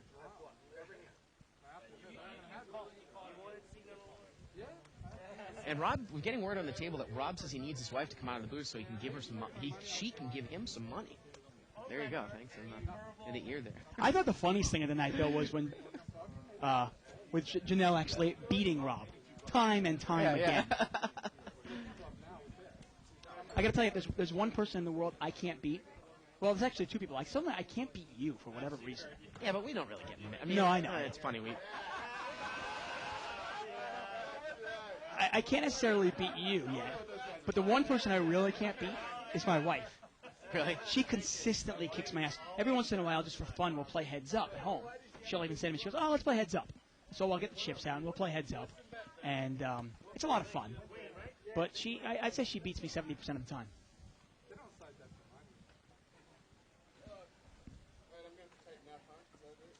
And Ray speaks the truth, man. He says, she's got me by the balls, and he's 100% correct, I got to say, playing against my wife is kind of a lose-lose situation. I've never played on the same table with your wife before. I know she plays to 3 to 5 games sometimes. Yeah, and I have no problem putting her in, too. She's a good player. I've actually put her in twice in the last, 3 weeks, and both times she's made me money. You split 60-40 with her? 50-50. Yeah. But it's kind of a fun thing. She gives Are you guys 50%. kind of like a communal type relationship? That's how my parents were. Like I said, I don't have brothers. Communal. Like you got same money kind of thing. Of course, yeah. Yeah. No, you'd be amazed. I mean, there's a lot of my parents' friends. I wasn't sure what you meant communal. I thought maybe you were No. saying that we're swingers or something. 10, That 3, we're 6 not, here. but we're willing to learn. Oh, I see. If you're giving lessons. Oh, really? Eric has been out here with a flush draw. A lot of my parents' friends, I remember when I was younger, they had their own money. They were married. They didn't even necessarily have kids either. And some of them did have kids, which even made it more complicated, I would think. Yeah, I mean, we have our own money where we pay bills with, but we do have our own separate accounts because I like to, buy her presents and stuff. I don't need her to know what I'm buying. Right. Same difference. Turn is a 6 here. If I go to Vegas and I blow $10,000, I don't want her to know about it. Yeah. Stuff like that. Eric is going to bet 25 here. Got a funny story here to tell And I you can about say all this stuff tonight because I know she's not I'm watching going to the tell you a show. funny story about my parents here in a second after this hand. And we're going to get a call out Ross of... is going to call here with a gut shot to the 5. Oftentimes, if you think your opponent is weak and you have a draw like Ross has here, why not raise it? And Daniel's got the best hand. He's check called with deuce 10. Is he going to check over call again with deuce 10? I tell you, oftentimes, if you think your hand... Raising is usually the best way to go. Raise or fold. You don't want to be calling. And the river is a king, and Daniel is good. Yeah. And you know what? Daniel's hand was not good enough to take any heat. If you raise at any point, But you take the hand down. As oftentimes, though, he's going to come out and bet here on the river. It's amazing. Wow. Now, you've got to look at this. Now, he's betting 10 deuce. Now, the only question I do have for you, maybe he can get a better 10 off it. Maybe he can get somebody like a chop pot off. Like if somebody has 10 jack, maybe you can get 10 jack off. But generally speaking, that bet doesn't have much value. You're not going to get a hand better than yours off of it. You're not going to get a 6 off. And a hand worse than yours is almost definitely not going to call. I mean, you're almost talking a hand like, ace 3? So it's funny, my mother actually grew up in a small town in Maine outside of Augusta, Maine. She grew up poor, French-Canadian family. And she moved down to Boston, and she was a legal secretary. She went to a little associate college school, got an associate degree. She worked her way up, and now she's a business manager at one of the biggest law firms in the country. And she makes way more than my dad does, but it never used to be that when I was young and such. And my dad pays the bills, and he goes crazy when she spends money on these things. So now she's kind of secretly opened up her own account because she's making most of the money anyways. Right. Because it would kill my dad to find out that she spent, $500 on a pair of shoes. Is your dad a miser? He's not a miser, but he's just, he's a guy who grew up, he's like, he's 63. Yeah.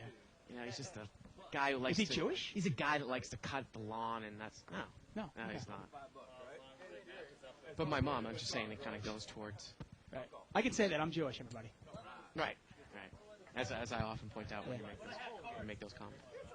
Those rude, insensitive comments. Once again, Live at the Bike, politically incorrect. Trying to keep it real. All hearts out there. Queen, King, 6-5. Daniel with top pair, but not really the flop you're looking for with King 8 of clubs, huh?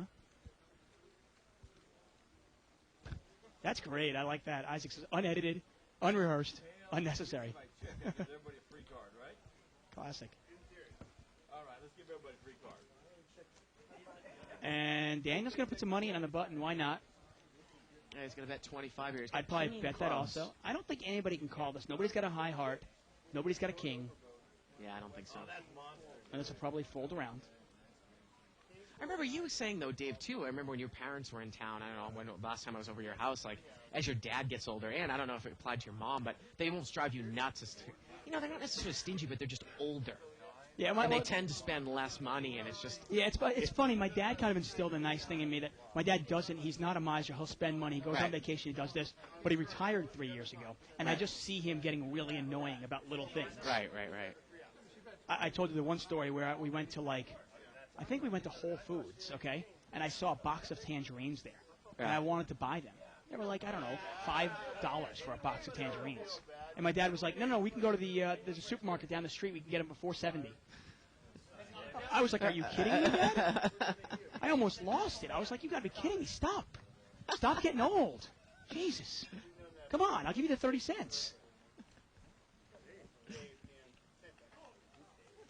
Jack 10 of spades here for seat 9. I'm sure they'll edit this, but hey guys, how's that 175 now, everybody? He calls.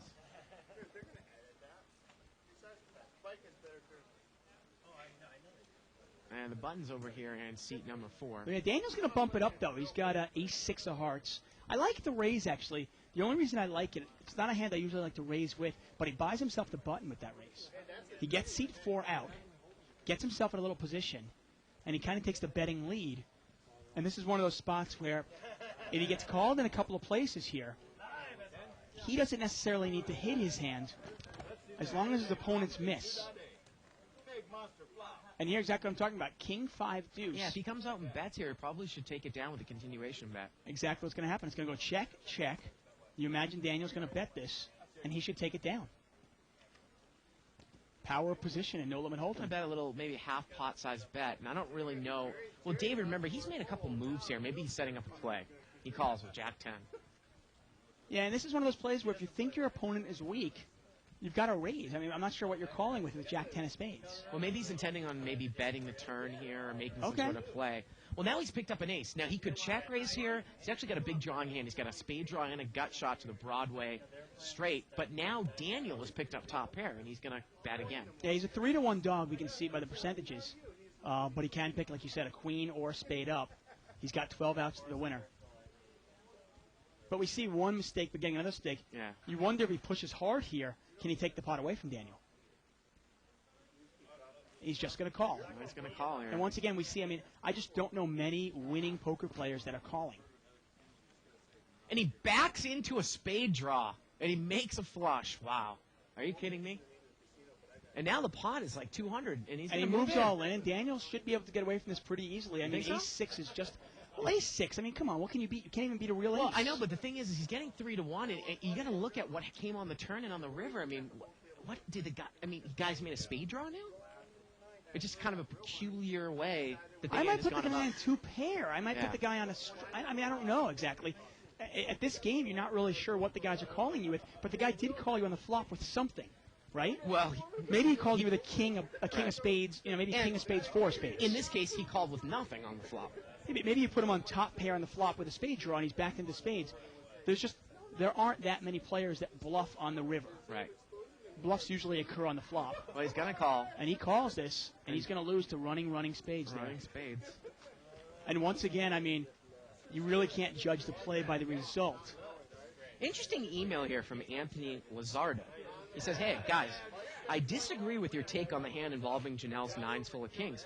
To me, a bad beat is when somebody gets unlucky after all the money goes in. In that hand, nearly all the money went in at the river when the guy with ace-king had the best hand. I'm not saying Janelle didn't get unlucky, but I don't consider it a bad beat." Well, that's kind of just an issue of semantics, I guess. Pretty much. I mean, if you don't want to call it a bad beat, how about a cold deck? I mean, I would Well, challenge. let's not get into that debate. Well, I mean, exactly. I mean, bad beat, cold deck. I mean, either way you look at it, she flopped full Did house. she get counterfeited on the river? No, No, okay. not Well, at get least we counterfeited. can say that. she definitely did Yeah, not yeah. get counterfeited.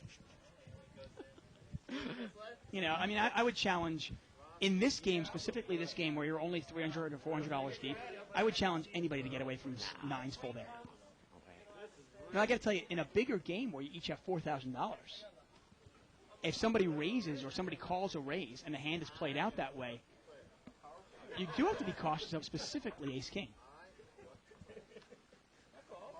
Oh, yeah. That hand played out that way, yeah. Well, I don't think you have to be cautious when you have ace-king and somebody check raises you on the river and I'm looking down at ace-king. No, of course not. Obviously not. I mean, you're losing to one hand, and that's pocket Right. aces. Guys, pocket aces, man, hey, all the power to you. Here's my money. Jack 4-7 here is limped around. Yeah, nines are still good, aren't they? Yeah, they are. Ross chose not to raise, and he is he's checking it. And I got to tell you, he's 2 off the button. I might put a little money in there just to see where I'm at. And John is going to use his image.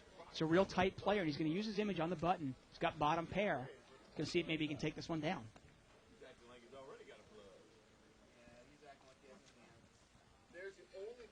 I got to tell you, if I'm Ross there, I'd probably bet at least 80, 85, 90% of the time with nines. Oh, yeah, there's only one overcard. You put some money in the pot, Yeah. and you put some pressure on your opponents. And in this case, it looks like he's going to check call. And I got to tell you, I'd rather be the better than the caller. Is he going to raise? I mean, raising doesn't have much value. I mean, what can you get called by? He does have a Jesus hat on. Oh, well, in that case, he can do whatever he wants. There you go. Well, there you go. Raises. That's the Ross I remember. Does it say hooked on genius, Jesus? I think it does. Hooked on Jesus. Were you ever hooked on phonics?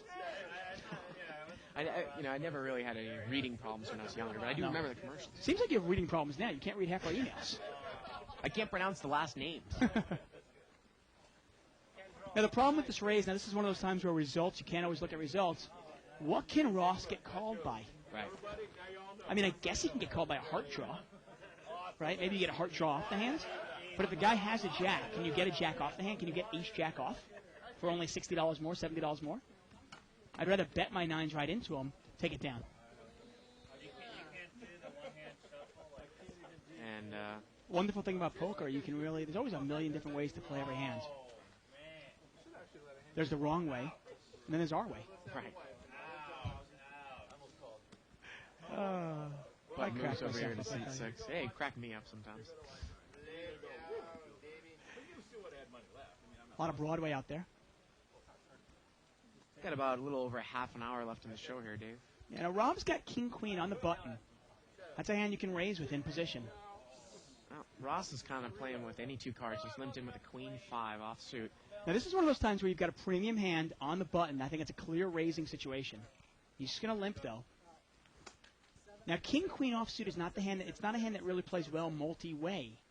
It's a hand you really want to kind of limit your field with. Now he's flop top pair and he's okay. But how does he know somebody in the big blind doesn't sitting there with 6-4 or king 4 or king 6? You really got no information by not raising. Well, no one has any part of this. I mean, I don't think anyone has a 6 or a No. 4. I mean, Rob is clearly way, way ahead here. But And Daniel, once again, jeez. I got to tell you, it's one thing, and Janelle's going to be amazed by this, and you guys are all going to be amazed by this when you watch this. Because half the table bets with nothing, half the time. I mean, these guys are all full of it, and they're usually betting on the flop. It's not even like they're trying to steal on the turn. And this is an interesting play. I actually like the play by Rob. He's just going to smooth call because there's really no value to raising this. There's no draw really out there. I mean, I guess your opponent could have 7-5 or 5-3, but the way Daniel plays, he's just as likely to be bluffing. And if your opponent is but bluffing, I got to tell you though, I mean, I make a min raise there. do you right away? Yeah, absolutely. Against 7 players, I think I do. I got to say, I might.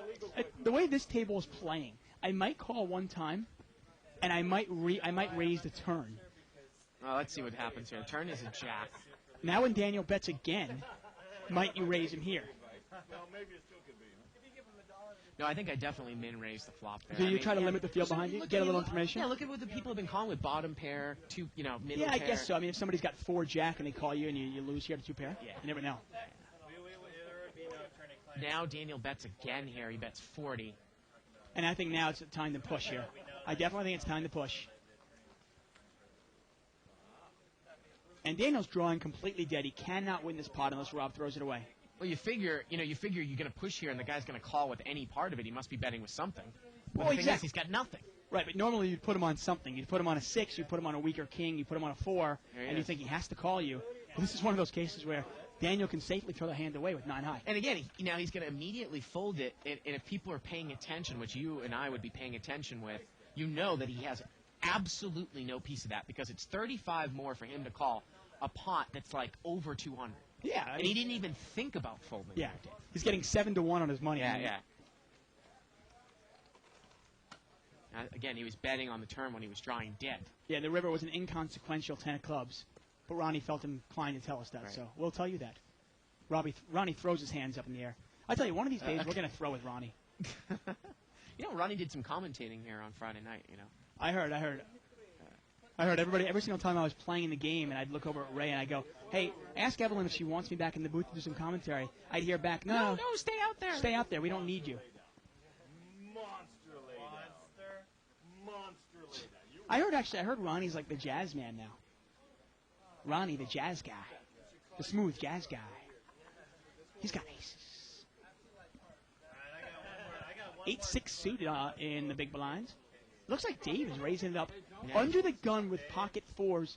And I got to tell you, I'm almost never making that. Well, pot. he's moved in. He's moved in here with 4s. He's moved all in.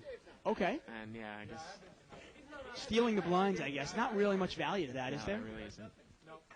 I mean, you're risking about $50 to win 7. Right. And Dave takes it down. Again, Dave organized the night tonight, right? I got to tell you, he's a hell of a nice guy wearing the Superman hat. Once again, playing more like Supergirl today. Dave was kind of sweating me at the 5-10 game earlier this afternoon. Was he? Yeah. Watching me, quote-unquote, suck out with ace, queen of hearts against jacks when the You guy re-raises suck me out. with jacks. What, do you have like 2 outs? Yeah, 2 outs. That's a big pot. But again, pots like that and the guy doesn't run it, Dave. That's a $4,000 swing right there. Definitely. I win. I hit the queen. I've got 4,000. If I miss everything, he's got I have no problem if somebody doesn't want to run it. No, It's funny, I mean, being that we're always here, it's funny, I said I was never going to run things again, and I find myself still running the turn in the river more than once. It doesn't really matter. I guess it doesn't really. I mean, I'll be more apt to run it with a guy who is a really good player, like, say, kind of that Turkey Paul. I'll run it with him all the time. Oh, that's season turkey? Yeah. King. 9-7-4, a couple of spades out there. Cat got your tongue? I just thought it was funny that you Oh, I got you. had the need to say season turkey. Rob's going to bet in position. Now, the power position, and Rob bets it. He had the best hand, but Yep. obviously he's not betting his hand. He's betting his position. Nice bet by Rob. Take it down, Mr. Brown. Once again, we're live at the bike, and you can catch us every Monday through Friday from 7 to 10 p.m. Also, check out our website, www.liveatthebike.com. You can check out my blog, Under the Gun with David Tuckman. You can check out our bios.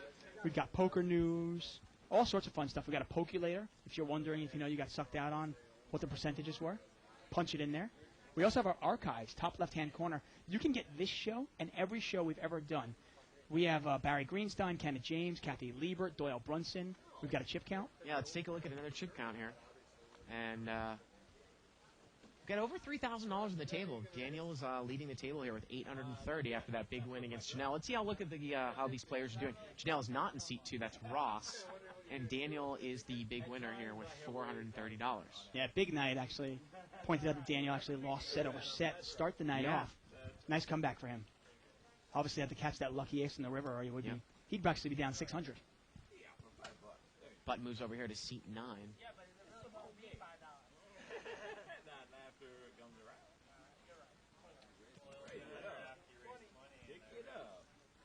And he's going to race to 20 here with 8-5 suited, a 2-gapper here.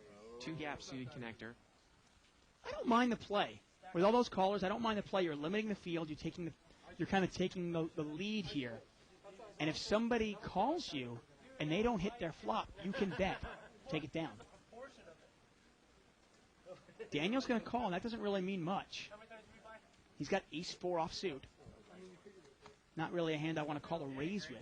It's one of those times where you're not really sure what you're looking for. I mean, do you want your ace? Probably not. You're looking for 2 pair. You're looking for a wheel. Rob's going to call a 10-9. And 9-3 deuce here. And he hits top pair. Again, it's not necessarily a flop you're looking for with 10-9, but let's see if he's going to throw some money and see where he's at. It was a button raise, so probably want to put some money out there and see where you're at. You bet's 45 here, Dave. Yeah, I don't think anybody can call. I mean, I guess Daniel could if he wanted to. He's got a wheel draw. He could catch a 5 or an ace to win this hand.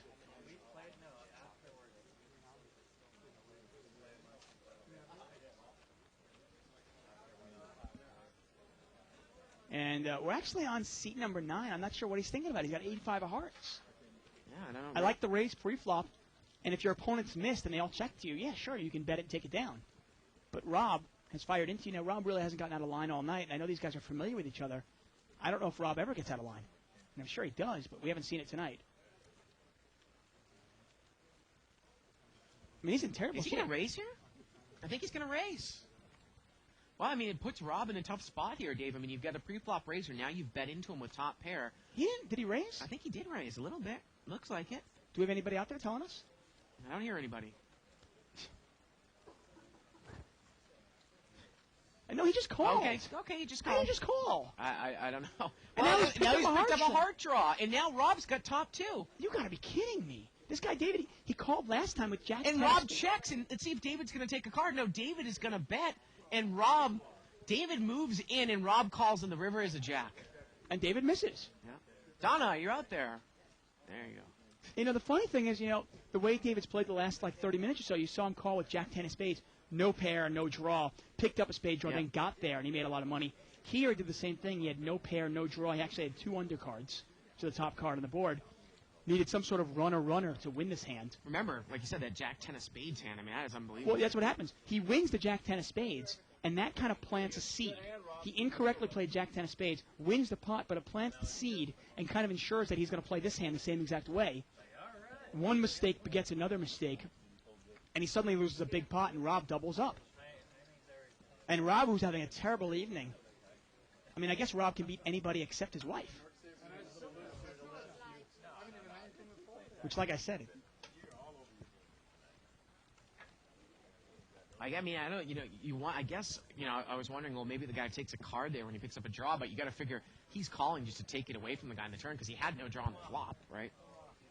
Yeah, but I mean, it's not a tournament. We talk about this. I mean, a lot of the players at this table are playing it like a tournament where you have to accumulate chips because the blinds escalate. This is a cash game. There's no urgency. There shouldn't be a sense of urgency to pick up the money. You can really play it patient. You can be disciplined and pick your spots. You don't have to play many hands to win a lot of money in this game. Limp here. Jack 9 offsuit, Deuce 5 offsuit. We see players all the time that play primarily tournaments have a lot of trouble adjusting to a cash game. Again, you can email us at live@thebike.com. We got to see 4-way action here. Dave limped around. King 9-3 rainbow flop. Looks like Pete is in the lead here with Jack 9. Okay, we'll let it roll again. Free cards. Step right up for your free And it gets checked around here. Now the turn is a queen. It's a second club, and now Daniel backs into second pair in C3. You got a free ride in the big blind. Let's see, he's going to come out and bet queen deuce. He bets 15 here.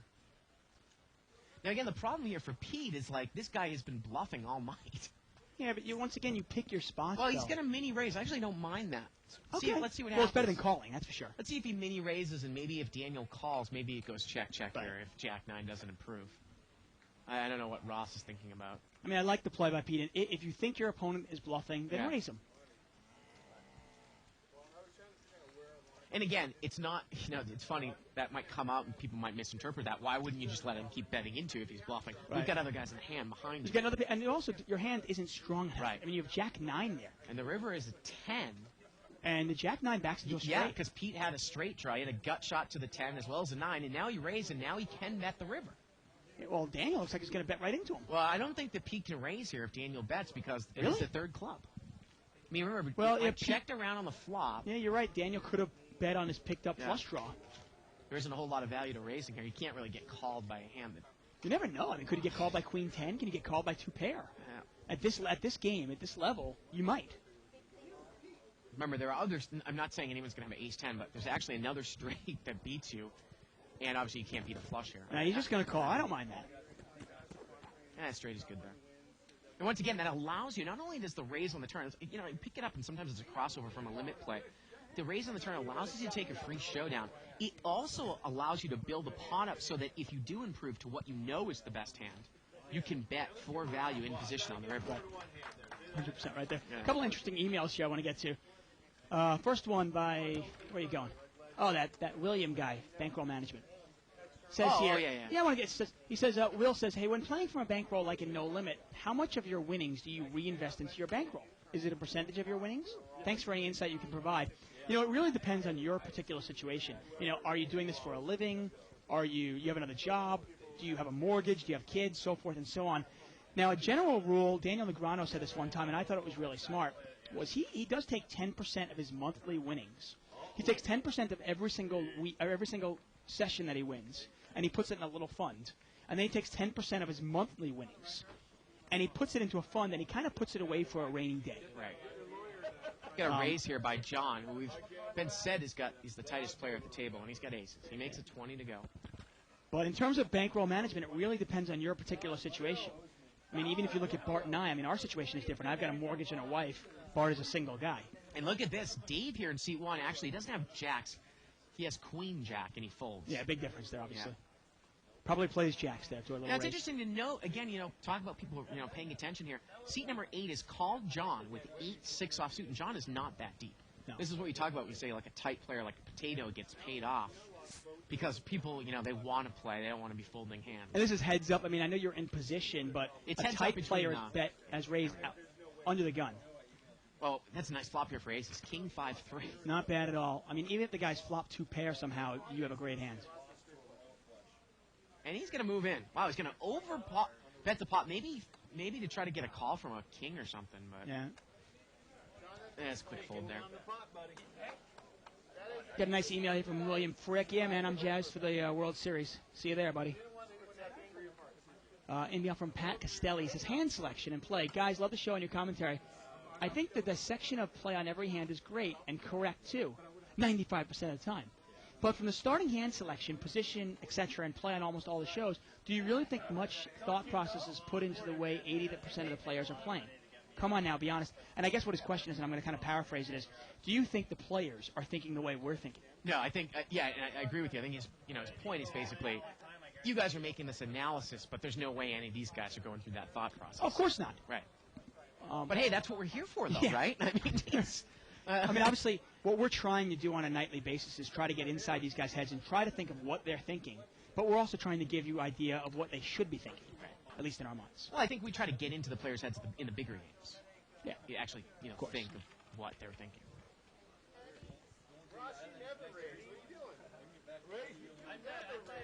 Interesting email from James Gelfand. I'd love to get to this in a second Yeah. as well.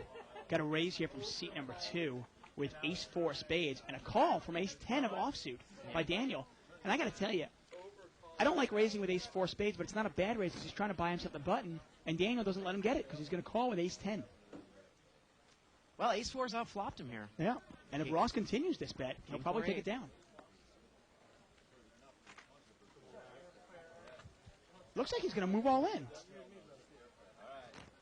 And he does. He moves all in here. Wow. Well, I don't think ace-10 can call. I mean, he's got backdoor hearts here, Dave.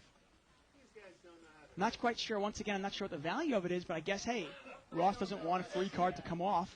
There's a lot of money in the pot, and he's only got about 80 left. Yeah. Email here from James Gelfer. He said, you guys were talking about how much guys were betting into the flop with nothing. We saw that a lot tonight. This fact makes it even more bewildering why people are slow playing. If you're going to bet with absolutely nothing all the time, what is the point in slow playing? I had a pair of fours. And that's a good point there, James. Really is. You've got to realize that a lot of players can put you on a hand, and we pointed out. Now, Janelle, every single time she had a big hand, she would check raise. But when she had King Jack and the flop came out Ace, Ace, King, she bet right away with her King Jack. Right. And we both said right away, right now you pretty much know for sure Janelle does not have an ace, because if she had an ace, she probably would have checked it and slow played. And the funny thing with what Janelle said there, too, was she actually made the call with King Jack when the guy raised, thinking, I mean, I think she actually said at the table her thought process was, there's no way he would raise with an ace here. Right. And, of course, that is what we preach, because in actuality, fast playing your hands is more deceptive than slow playing your hands, because it's not what somebody's going to expect. Well, that's the thing. I mean, imagine Janelle actually bet her ace there, And right? the guy raised. Right. The And the guy guy- would say, Janelle doesn't have an ace. There's no way she can have an ace here. Right. Because she's betting into me. She would slow play her ace. Right. Well, then he moves all in, and it's an easy call for her with trip aces. And she doubles up. Right. Sometimes the funniest thing is players are trying to play it deceptive, and they don't realize by playing their hand actually straight up is the most deceptive way of playing it. Right. Dave is going to raise here. He's played it pretty tight all night with ace-jack offsuit. And let's see if he's going to get a call. She deserved it. It's only Now this one's for you. Well, Rob says, Janelle, this one's for you. Good old 69 here. 69 suited. We always like to point out, if a kid under 25 years old, actually like a 22, 23-year-old kid, ever says, oh, I got my favorite hand, it's probably 69. it's in the Bible. Big lick, as we call it. King 6-5 here on the flop. And Rob has got the best hand here. He's outflopped everybody. Well, Dave's going to make a $20 continuation bet. And that'll probably get it done. I mean, does Rob really want to go to war with second pair, backdoor hearts? Nope. No. Does he have a pair 3 times? I want to thank everybody for their emails. Love to keep the show interactive. Look at this. Raymond is called. He's got the bottom end of an open-ended straight draw. Well, With now two Dave's spades gotten out there. And now, yeah, Dave's got there. Now he's got the second nut flush draw with top pair. Well, Raymond, yeah, like you said, he's still open-ended here. Yeah. A deuce or 7 will get him there. But with 3 spades out there, do you really want to get involved if you're Raymond? No, Raymond throws it away. Nice email here by Tim Heeson, and I can't really agree more. He says, I don't play no limit, so if my logic is misguided here, please correct me. But shouldn't Janelle have just bet out with the 9s full? Because only 2 things that could happen on the flop there, Dave, and I can't agree with him more. One is the flop hit somebody else big, meaning that they made trip kings. And she'll build the pot up, and they'll indicate their strength with a smooth call or raise, allowing her to push on the flop or turn as appropriate to get paid off. Secondly, the flop missed everyone. You won't be able to win any money regardless of how many free cards you give. So, and again, that's how I play my monsters. You know what? Sometimes if you flop a monster, someone's not going to have trip king. Someone's not going to have anything. So why not try to build it up just in case somebody does? Because you're really, unless Yeah. you're against a real aggressive player, Even you're not if- going to win that much. No, but even then, if you bet your 9s full, right? Yeah. Somebody might say, wait a second, if she had 9s full or a king, she would slow play it. And I'm going to make a move on You her. might induce I'll- somebody to make a move who's Right. not paying attention, right? Somebody might say, oh, Janelle's probably got like pocket 10s. I Right. can probably get her off it if I raise her. Because there's no way she would bet a king here. Right. In Now this she- case, yeah. she's got bottoms full. You're 100% correct. If she bets the 9s there, seat number 3, Daniel's going to smooth call with his king, and then right away Janelle will go, ooh, this guy's got a king. I'm going to push hard on the turn, and he's going to call me with a king. Yeah. And she can almost overbet the turn. Now, we had a raise here by Dave with ace-queen. Ross has got ace-king, and look at Raymond. He's got ace-king as well. So the odds are an ace probably is not going to come. What analysis. Well, look at this. Raymond is going to move in here. Well, there's a lot of dead money in here. He's going to move in for $360. $20 raise, a call by Ross, a call by seat 6. Rob, and Raymond's moved all in. Now, it's an easy fold for Dave with ace-queen. You wonder if Ross is going to call. I imagine Ross is going to call. I'm not a big fan of calling your money off with ace-king in a cash game, but sometimes if there's enough dead money in the pot, you have to go to war with that hand. Yeah, I think I could. Obviously, in a tournament, sometimes you have to really live and die with ace-king. Cash game, I'm not a big fan of calling all in pre-flop. Okay. Malteser? Yeah, if it was a Malteser, I'd have it, but it's a Whopper. Oh, okay, big difference.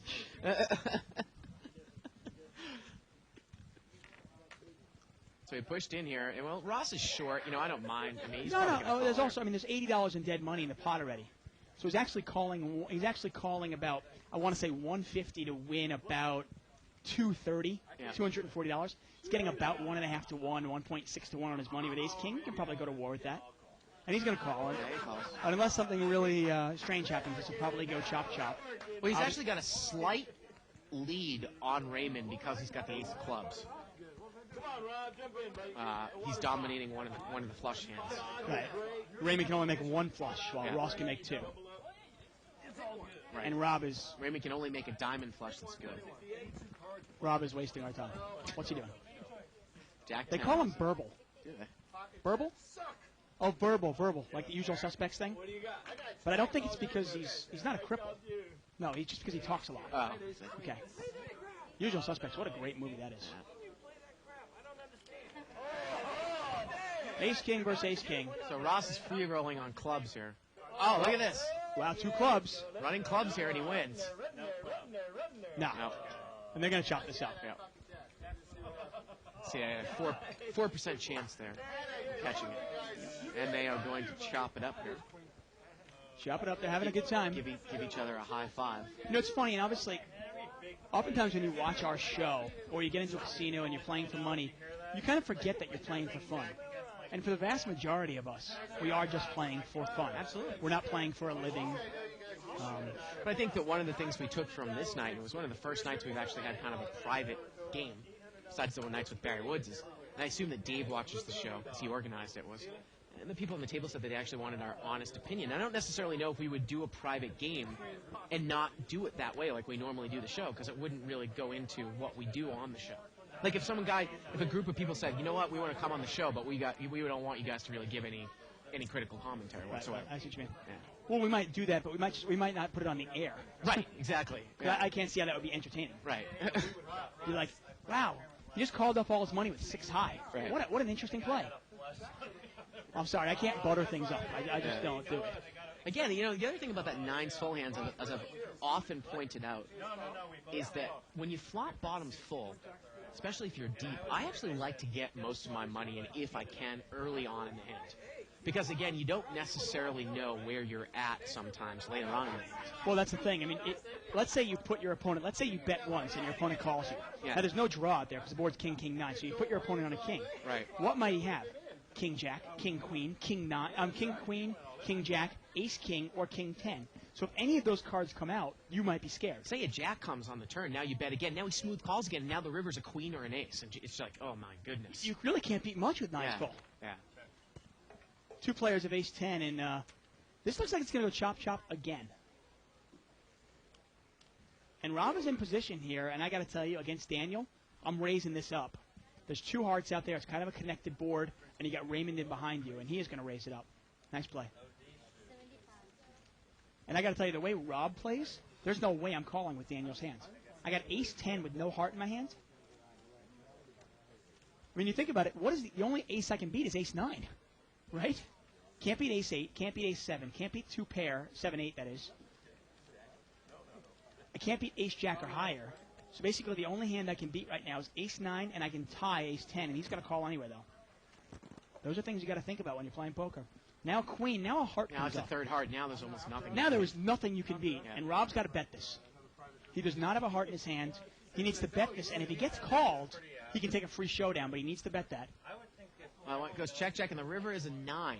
Now he's induced this bluff. And now, Well, you it's know, not a bluff, really. the funny thing here for Daniel is, you know, the way this hand played out, and you might call here because it's Daniel, but Now, when Daniel bets here, there's nothing ace-10 can beat. Nothing. You can't beat ace-jack, you can't beat ace-queen, you can't beat ace-king, can't beat ace-9, ace-8, or ace-7, and you can't beat a flush. And something like jack-10 got there. Well, the funny thing is, you look at the way the hand played out, right? Now, I was pointing out that Rob was raising on a flop. Daniel couldn't call because he had ace-10. Well, now Rob's put himself in the same spot by not betting the turn. Yeah. He's given the betting lead back to Daniel, and he's put Rob in a tough spot. And again, I think this is where that email comes in. Let's see if Rob makes the call. I mean, he can beat the only hand he can beat, I'm trying to think of a hand he can beat 9-10. He can beat 9-10 and 5-6. No, he can't beat 5-6, I'm sorry, just 9-10. But I think he called, didn't he? Well, he's still thinking about it. He's getting about 2 or 3 to 1. Now, I think this comes into the email that the guy sent earlier saying, do you really think players at this level are thinking what you guys are saying about a hand? I got to tell you, I mean, at the higher levels I play in, I know guys aren't really great hand readers. And No, but these they are might things- make this call with ace-10 here. But these are things you should be thinking about. Yeah. Now, if Rob correctly bet the turn, which is what he should have done, especially without an ace.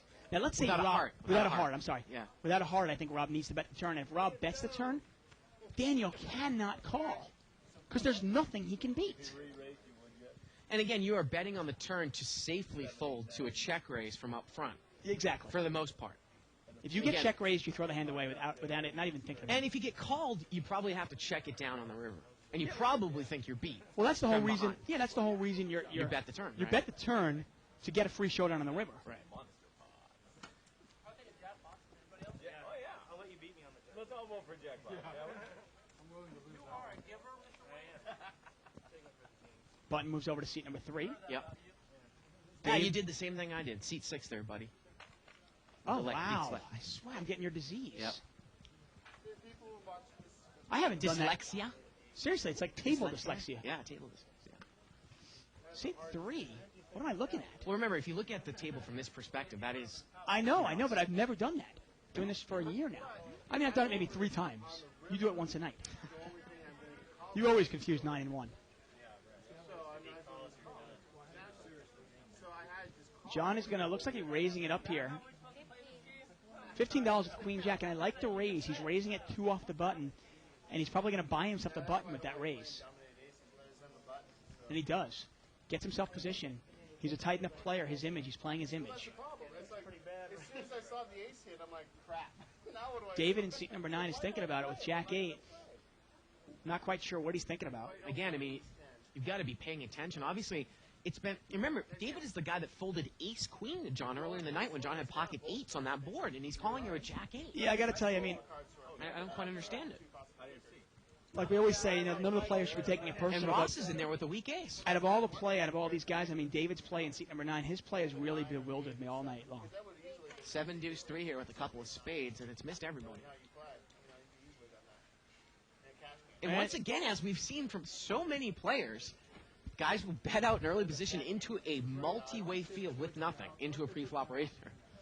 Now, in this case, John doesn't have anything either, but... Yeah, but you're just wondering, like, what, you're just taking a hunch that, maybe they missed, I'm going to throw my money into a multi-way pot? Hope that everybody else missed? It's called AnnounceMyMove.com. But I wonder if they were actually just checking out if they actually let her commentate. Got an email here from Jared again, and I'll get to it in a second. Pondulic. Dave's married and his wife, Sorry, obviously I butchered his name before. but Bart's single, I think. So. But yeah, you don't have to worry about Dave. Yeah, I'm single. Dave's the one that's married. I hear that in the background. Who asked that? I don't know. It's all guys at the table. It sounded like... Oh, Dave is doing the talking. I kind of like to stay away from that question. Oh, I got you. Okay. Now we got you. I'm sitting there wondering, I'm like, why are guys at the table Yeah, wondering now if we I'm get it. single? Yeah. They're worried because Janelle is still back here in the booth. I got you. What does that mean? I'm a pussy, Donna? Anyways, let's get to an email here. Jared? Yeah, the second email Pondulic. he says, I don't understand why people wouldn't run the turn and river always more than one time if they can.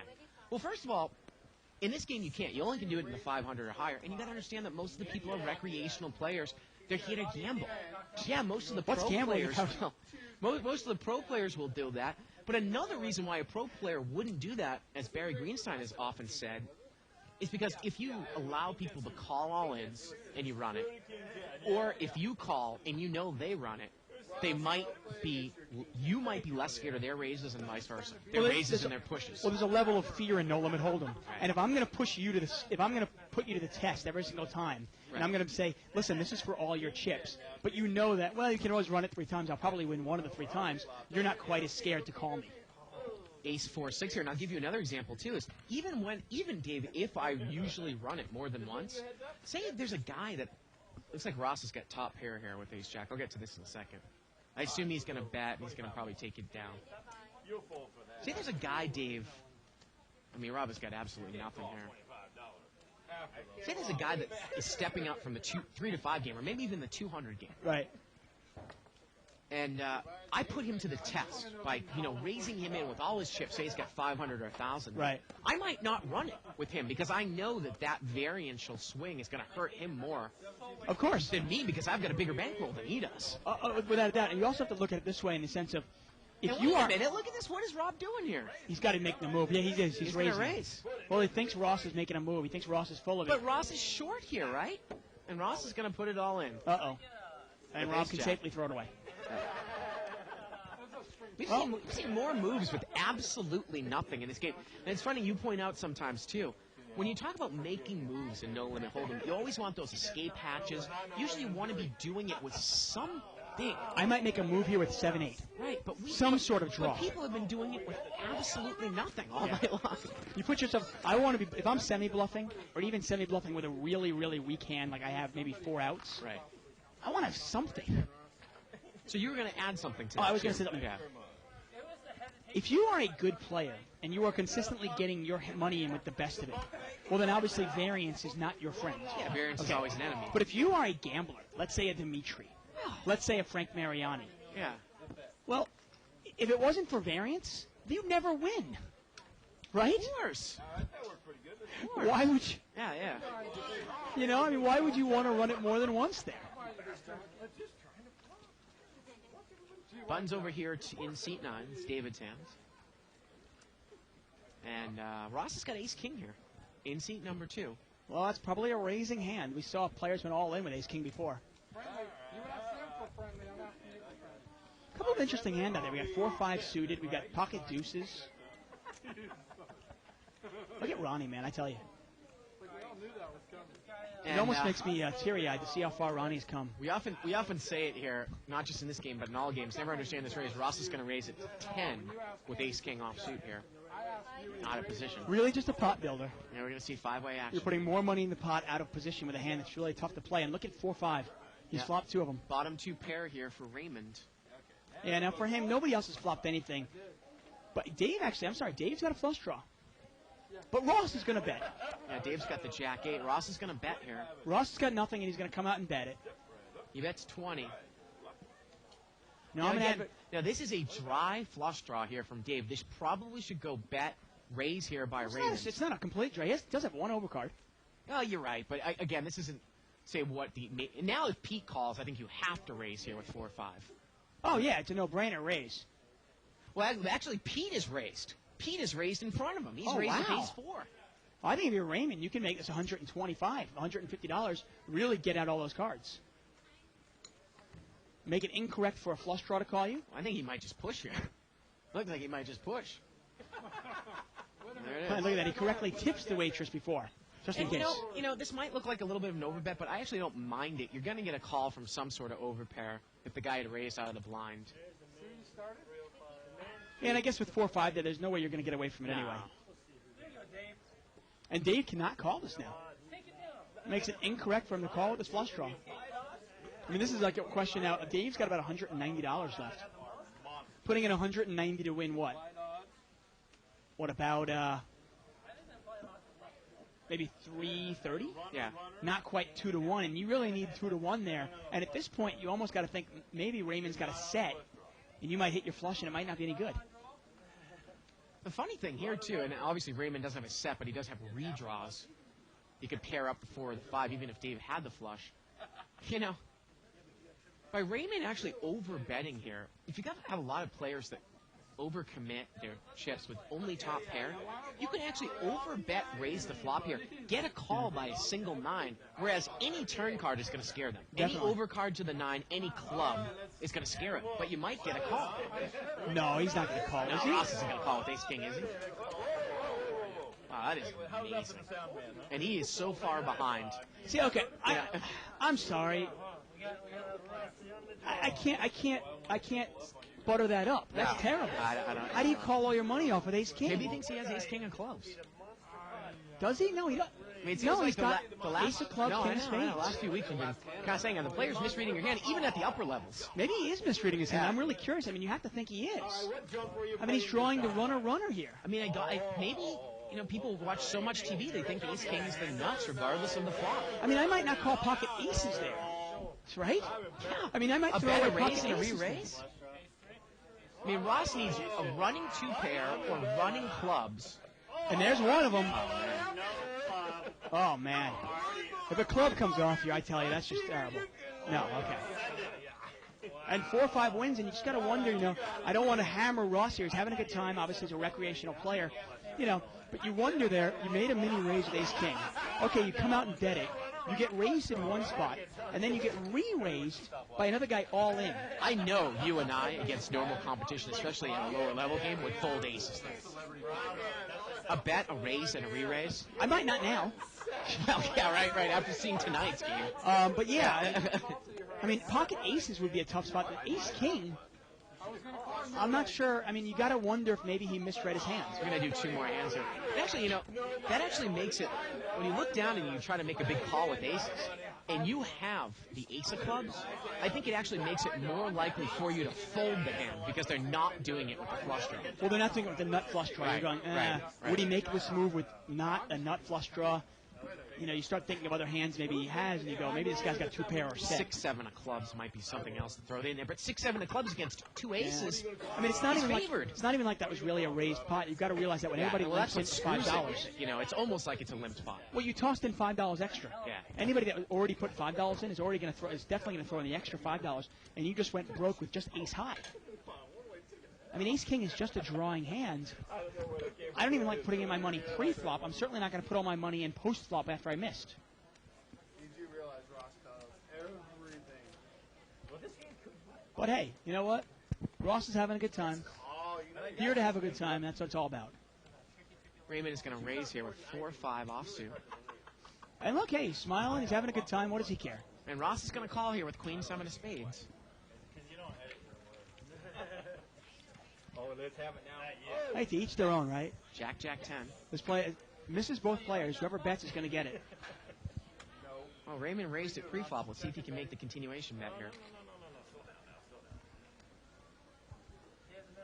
For all you at home, And the one thing we forget, obviously, this is kind of like a home game brought to Live at the Bike. And I got to tell you, if we put a camera in my home game, you could probably rip me in a couple of moves I make. Because sometimes I'll call my buddies just to give them a bad beat. I mean, isn't that fun? $35 bet here. I mean, you got guys like Isaac in your home game calling off all their chips with Queen 10. Queen Deuce. What do you mean Queen 10?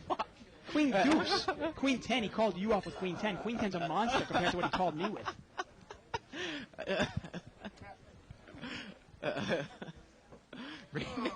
Raymond made a, looks like a $30 or $40 continuation. And that's one thing, obviously, we've got to keep in mind there.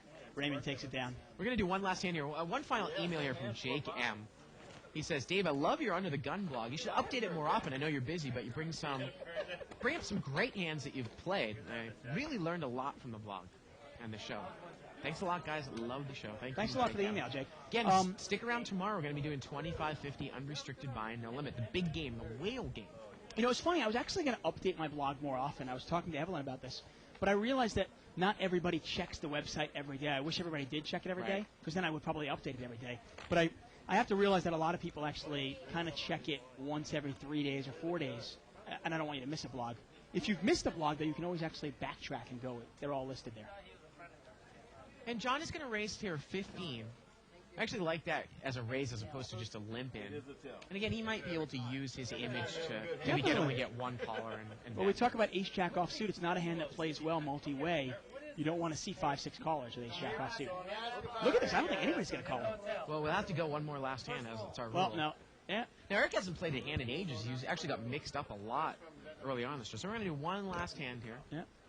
And who was the big winner? Was Daniel, right? Oh, yeah, by far. After he... And Janelle probably would have been the big winner if she didn't get sucked out there on the end at the Definitely. ace. The ace comes, Daniel's the big winner. The ace doesn't come, Janelle's the big winner. And that's so it goes in poker, swings and such. Definitely. Well, no limit poker, we always talk about it. It's usually a tale of one hand. You look back at the night, you go, man, it's just that one hand. Button's going to move over here to seat 3. Ace-king offsuit here for Eric in seat well, that is actually David in seat 9. Yeah, nobody's got much of anything. Interesting hand in seat number 7. Pete's got 8-7 suited. Kind of nice suited connector. And he's going to put a little kind of a block raise in there, $10. And once again, you notice that these players are raising different amounts. And the block raise actually works. That's kind of that's a move right out of Moe's book. Yeah. But look at Ross. He's got a mini raise with pocket deuces. Wow. And once again, I mean, you can obviously see right away Ross is here to have a good time. He's not really here to play proper poker, quote unquote. Can't really give anybody heat like that. And Eric is going to he's going to play that ace-king as it really should be kind of played here. Well, queen, 5-3. It looks like deuces are in the lead here, Dave. Let's see if Ross can continue on. Well, he's in position. If they check to him and he puts a nice bet in there, he'll probably win this. Now, the pot is $60. Wow, is Pete going to bet this? I got to tell you, it's the story of people betting into a multi-way pot with nothing to the razor when the razor is in position with nothing. It's well, this is the thing. Let me ask you this. Now, Pete is going to bet into the razor, which we like, with nothing. Oh, wait a minute. He's going to check. He's not. Would Pete bet with a set of queens? If Pete had a set of queens here, would he bet straight into the razor? Now, again, we see this so many times. Now, David is going to bet 15 with ace-king. He's got nothing. But would these players bet if they flop the set? No, they probably check raise, right? And Pete's going to check raise with nothing. He's check raised 2 players, the bet and a call with nothing. Well, you know what? It's playing like a home game. And is David going to continue to call here with ace-king? But generally, we've seen it all night. These guys are betting in with nothing. We saw Janelle do it early on. She had king 3. She had bottom pair. She bet with nothing. But when she makes a big hand, she checks it and she check raises. And the same thing happens with all these players, which is why in this case now Pete is check raise bluffing 2 players. Hey, well, if you bet your big hands, if you bet your full houses and your trips and your top pair, and you bet all those hands, it gives you a lot more. Wow. And Ross has moved in with deuces to the check raiser. Wow. Wow, Amazing. what a read by Ross. Yeah. Ross likes to gamble. Ross is kind of like, yeah, he's got a read on Pete. I think he's kind of the, you think maybe he's the Frank Mariani of the $200 game? Maybe. The Dimitri of the $200 game? Yeah. He's here to gamble and have a good time, and look at that. He takes it down. Wow. Well, that's show the deuces. And that's gonna do it for us here tonight. Well, hey, he's having a good time. Well, that was the best hand, Dave. That was the funny thing. Yeah. It was the best hand. All the power to you. Well, again, stick around tomorrow for a little 25-50 unrestricted buy-in, no limit hold'em. So for everybody here in the booth, for me, for Dave, and there's Janelle. There she is. Good night, everybody, from Live at the Bike.